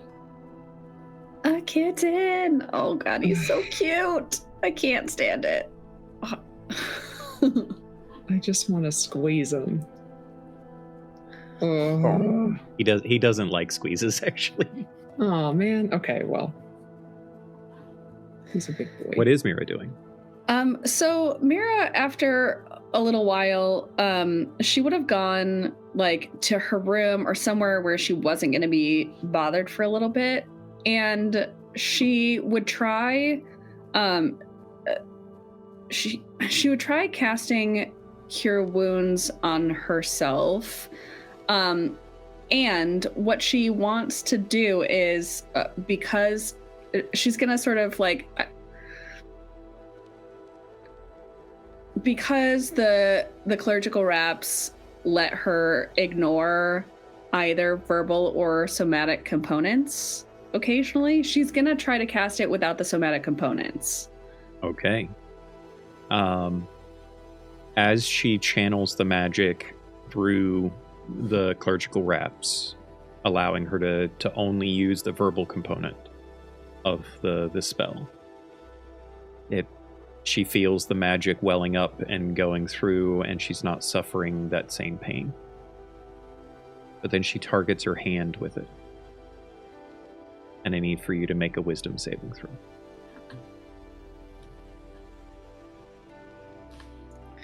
Where did I put my character sheet? You have a +2 to your wisdom saving throw. All right. Both 11s. So that would be a 13. That would be a failure. Go ahead and make a con save as well, unless you feel like it's appropriate for Mira to throw up when exposed to immense pain. Oh, absolutely. She pukes. Where is she when she's doing this? In her room. I thought she was looking for somewhere else besides her room that she felt could be private. Yeah, anywhere. If something was, yeah. Where do you think that would be? I mean, there's lots of places on the ship. There's plenty of hidey holes. There's maybe less like hidey holes than there used hold? to be. There is no cargo hold anymore. That got completely converted to living spaces. Right. You guys can't carry cargo of any significant capacity anymore. I mean, the most private, ostensibly, would be the engine room, but yeah, she might go there and hope that the magic from the engine will help make this a success. So there's now vomit on the floor in the engine room. As the healing magic, which for Mira usually looks like some kind of bright, radiant light, right? Because most of her magic is themed light orientation. Yeah. Mm-hmm. As it washes over the hand, there's a moment where Mira is like desperately clinging to hope that it's going to do something, that it's going to work. And for a fleeting fraction of a second, she thinks it does. And then the pain hits. Excruciating, agonizing pain. She's reliving the moment that she put her hand upon the stone. She can feel the burning all over again. It doesn't have the physical aspects of like the, not to be too descriptive here, but the smell of the burning flesh isn't present this time. But the pain of it is. And it consumes her. It takes, you're not sure how long. Maybe a minute or more before you are able to get some type of vision back. Whatever you had been doing to mask your pain in the bond that you share with 80 is irrelevant. What is 80 doing when she feels the same sensation from 2 nights ago? I think 80 would have been in the kitchen, chugging some like now lukewarm coffee and stuffing her face with, either like leftover pastries or whatever was around. And how much of that ends up on the walls and counter and surfaces of the kitchen as she feels this pain too? Because she feels it more acutely this time than she did before. That previously there was distance between 80 and Mira. Now there's not. Yeah. I think she would choke on some coffee mid-swallow and like go try to find her. I have a vibe as to like directionally where she might be, or would I just like, No, I think in this instance, because of the intensity of it, you know exactly where she is. You can feel what direction she is. You know that she's close. The only thing that makes sense is the engine room. Yeah. I would run down there. You burst into the engine room. You see her on the floor. Yeah. I would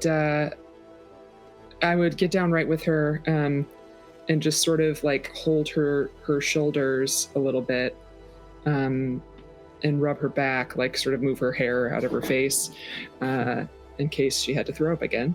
And just sort of like ride it out with her and try to like get her to start taking some slower, deep breaths. As that's happening, Mira's still kind of out of it at this point. Yeah. And as that's happening, seconds go by. You're not sure how long, maybe 20, 30 seconds go by. Phelan comes running past because there was a loud aspect to this, like scream of pain and all of that. Yeah. 80 got the initial reaction, but almost everyone on the ship could at least hear it, depending upon where they were at and such. But Phelan bursts into the room as well, and they say, "Oh, fuck, what happened now?" I don't know yet. She hasn't said anything, but... Okay, I'm going to get Dove. And they just bolt. Yeah. I think Mira had also like bitten her tongue or her cheek, and so there's like a little bit of blood like in her mouth too that 80 can see after a bit. Yeah, when she sees that, she'll just like take her sleeve and wipe it a bit. Just keep breathing. Breathe through it. It'll get a little bit lighter. Dove's coming. Is Dove coming? As 80 is saying this, the pain is not lessening. The pain it's throbbing. You feel your entire arm pulsing with every beat of your heart, which is rapid at this point. What happened? I just curl up around my arm and can't say anything. I just lay there. Yeah. She'll just stay with you and wait for Dove. Maybe 30 seconds, 45 at most goes by. Phelan comes back. Dove comes into the room. Nora right behind. Like practically the entire ship is now outside of the engine room or inside of it at this point. Dove immediately starts peppering you with questions. Nora questions a couple of things. They start looking at your hand. Mira, you hear something along the lines of, "We should unwrap and look at it. The bandages need to be tended to anyway," and they start like unwrapping the hand. Every movement of the wrapping on Mira's hand causes more pain. All of it just, it's like you're reliving 2 nights ago. Who's chucking their dice? It's Beth typing. Oh. Fucking shit, God. It sounded like you were playing with your dice. All of it is being relived. None of it's diminished. The only thing that's not present that was present before is the exhaustion isn't getting worse. Like your life force is not being sapped from the experience of it like it was before. But all of the pain is there. When they get the wrappings off, Dove is looking at it, and he still has that horrifying look on his face of this is bad. Nora does too. Nora goes into the pouch at her side and pulls out another jar of the poultice that they've been giving you for it, and they start smearing it all over the hand. More pain erupts. You're barely able to keep yourself from vomiting again. You probably do. Like, heave a little. And maybe, well, for everybody else, it's about 10, 20 minutes. I don't think Mira can really tell how long it takes. It's an eternity. But eventually, the poultice is applied, the hand is rewrapped, and everything starts to go a bit numb. The poultice includes a few herbs and such that probably shouldn't ever be consumed. And you can feel the relaxation of the muscles in your elbow, in your upper arm, starting to happen. You can't tell what's happening at all below your elbow.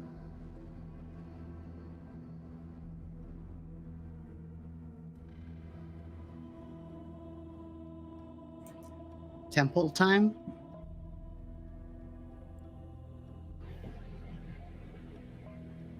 I mean, yeah, I don't know what else we can do. At some point during all of this, Bren kind of is standing in the back, kind of behind everyone, kind of just observing. And you hear him say, "What'd you do? What caused it?"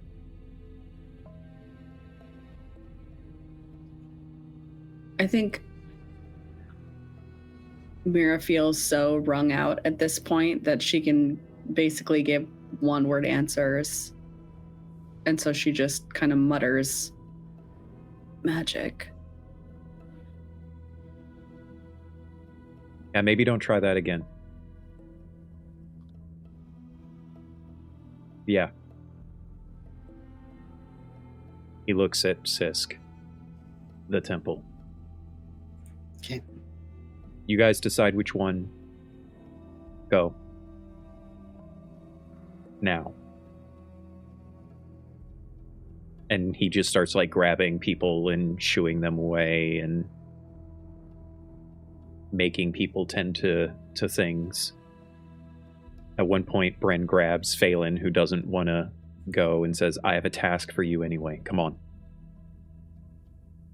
Phelan just kind of stares at Mira, then looks up at 80 with a just pleading look on their face before getting dragged away.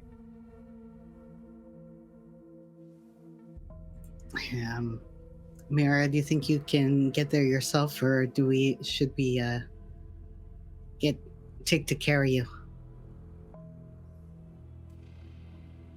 As soon as you say Tig to carry, Tig just like steps forward. Big heavy feet clonking on the ground, arms outstretched. I think we determined Tig is technically the strongest party member in the group, right? I think so. Does Tig hold Mira like a cat that dangles? Just like No. underneath the armpits? Does it dangle?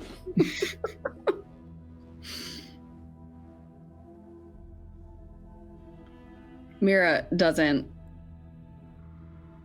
Like, you can tell even as you ask the question that she doesn't have the capacity to go that far on her own strength. She's got none.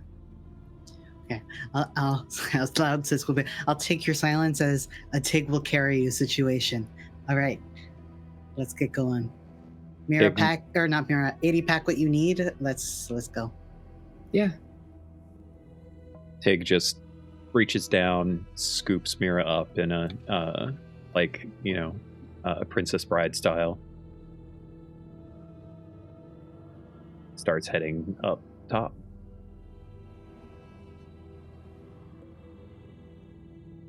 I think at this point, Mira probably has her wits enough about her to tell 80 or Sisk to get anything if there was something that she wanted to bring along.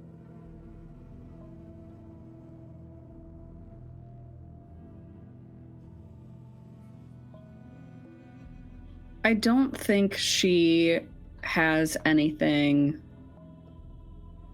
that she's like interested enough in like making someone else go and get. I think everything that she wants is on her person. Fair enough. Adi and Sisk, you guys collect whatever things that you want to bring. You all start heading into town. Question is, where are you going? You know that you have 2 different temples where you can ostensibly receive aid. The Temple of Itharion, which Zaranthra had indicated the high priest there would be able to accommodate, would be willing to accommodate. And then you have the Temple of Ysterra, which you know Gantharuk's friend with the High Priestess of, and suggested to Bren that that would be a place to go for healing.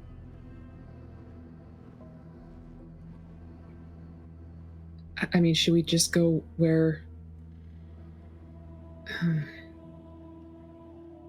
Sisk, where do we go? You said Vitharion and Ysterra? Yes. I mean, Well, you mentioned Dragonborn. Vitharion is that one. If you want, Kay is looking up the ascendants on the on the website just to make sure I got my stuff right. And honestly, I do think Vitharion is all about standing in the face of adversity, and this feels pretty adverse right now, so maybe we should do that. I mean, I'm just thinking that, like Zaranthra said, that might be an option, and the dragon lady over the old man at the store, I think. I mean, we can always hit up the other place afterwards if we need to, but, you know. Okay, yeah, let's do it. Let's go there first. Or only, hopefully. So the lot of you make your way into town. I'm assuming Mira doesn't have much energy to put up any kind of effort or anything into what's happening. But how does she feel about what's happening at this moment? I think she is just looking for any fix.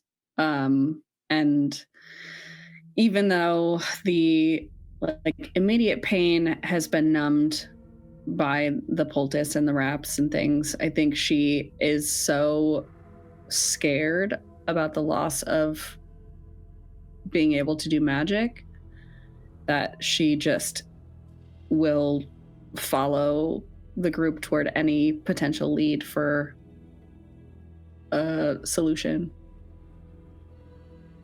As you all make your way into town, I'm assuming you're not trying to avoid the tourists at this point, but no one does or says anything to you. Like, they can tell very clearly that Mira's in distress, and they give you a wide berth for that. They're very respectful of whatever the situation is, and while they look, no one interrupts you or tries to pepper you with questions or anything like that. You make your way through the city, and it's the same as it was. But there's something that feels different for you. Maybe it's the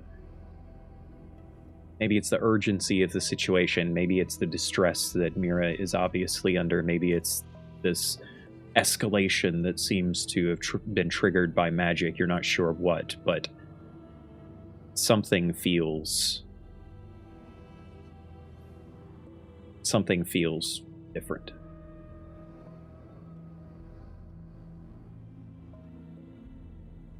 Eventually, going at pace, of course, you find your way to the Temple of the Tempered Soul.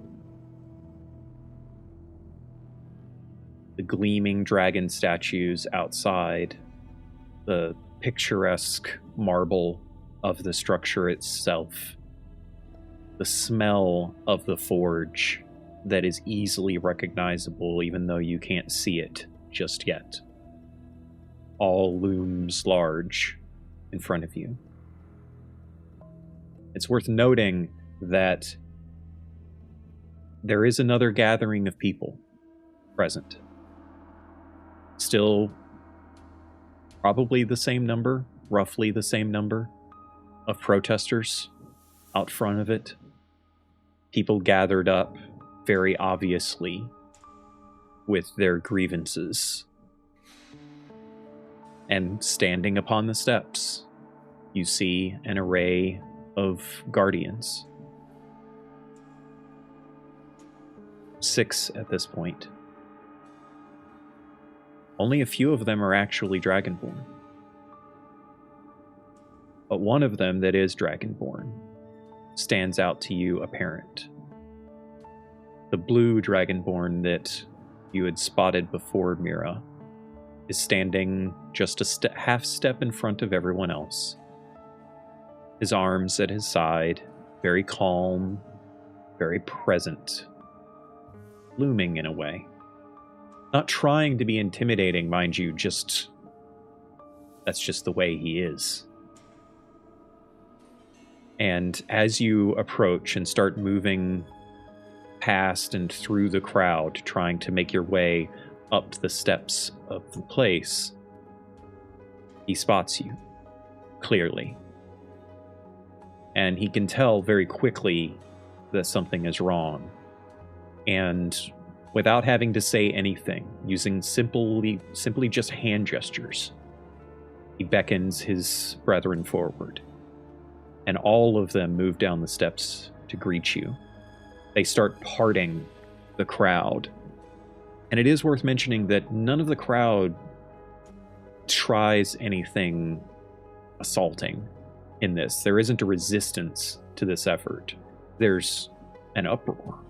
There's people raising their voices and that sort of thing, but everyone still moves back despite their obvious protest to being moved, to not being allowed to spew whatever it is that they're saying.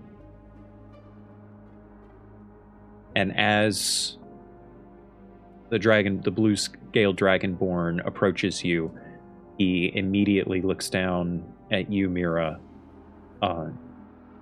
without really waiting. He reaches out to scoop you up into his arms, and he says, "You're injured. Come. All of you, don't stay. Let's go." And there is no questioning. There is no hesitancy. He just does. Do you all do anything in response to any of this?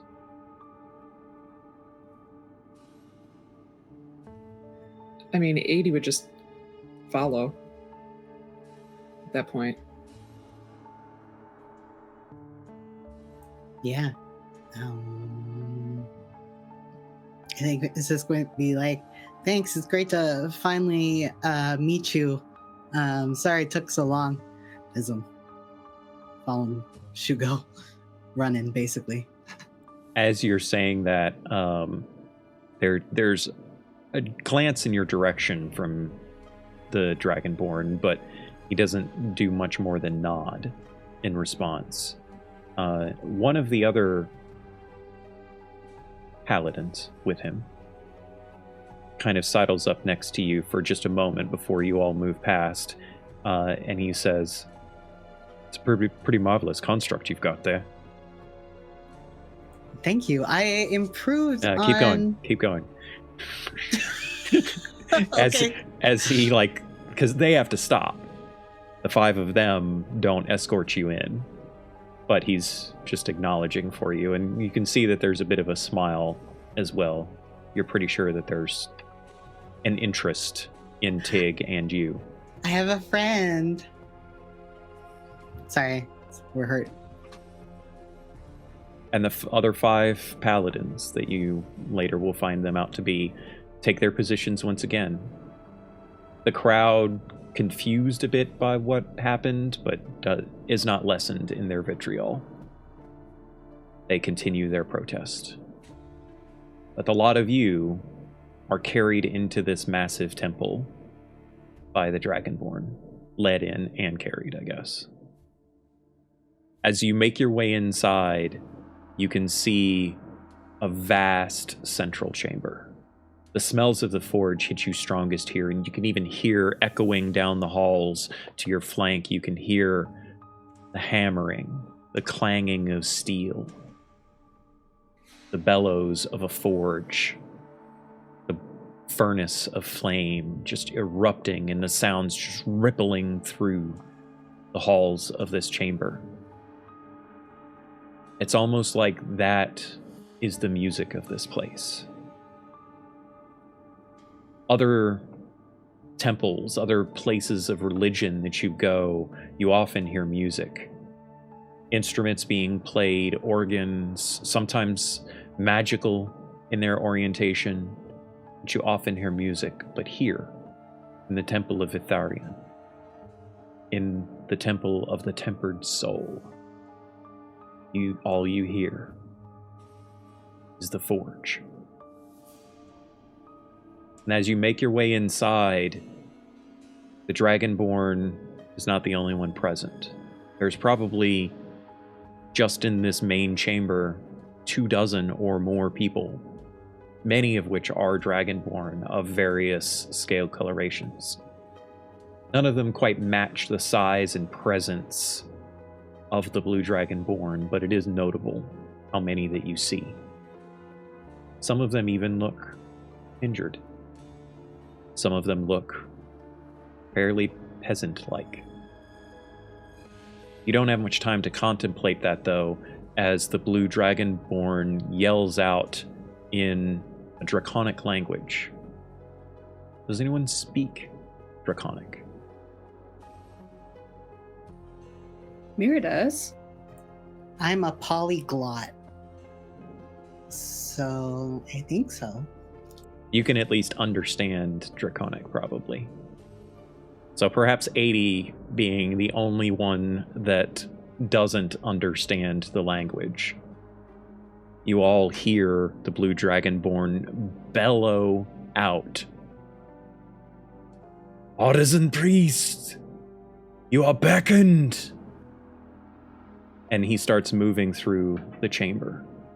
There's a large set of stairs, probably 30 feet wide, made of steel and stone, that go up. And he starts carrying Mira up the stairs. The rest of you follow still close behind. And within moments of being called out, you see a figure emerging from around the upper curve of the stairs. A massive man, probably, if not 7 feet tall, just barely not. Wearing not really armor per se, but huge, heavy leathers. You see a rune glowing in his chest. You see his eyes burning with the flame of a forge. And he starts coming around the curve of the stairs towards you. And that's where we're going to call it tonight, ladies and gentlemen. Thank you so much, everyone, for joining us tonight. I hope you enjoyed a bit of a reprieve, as it were. We'll see how long it lasts.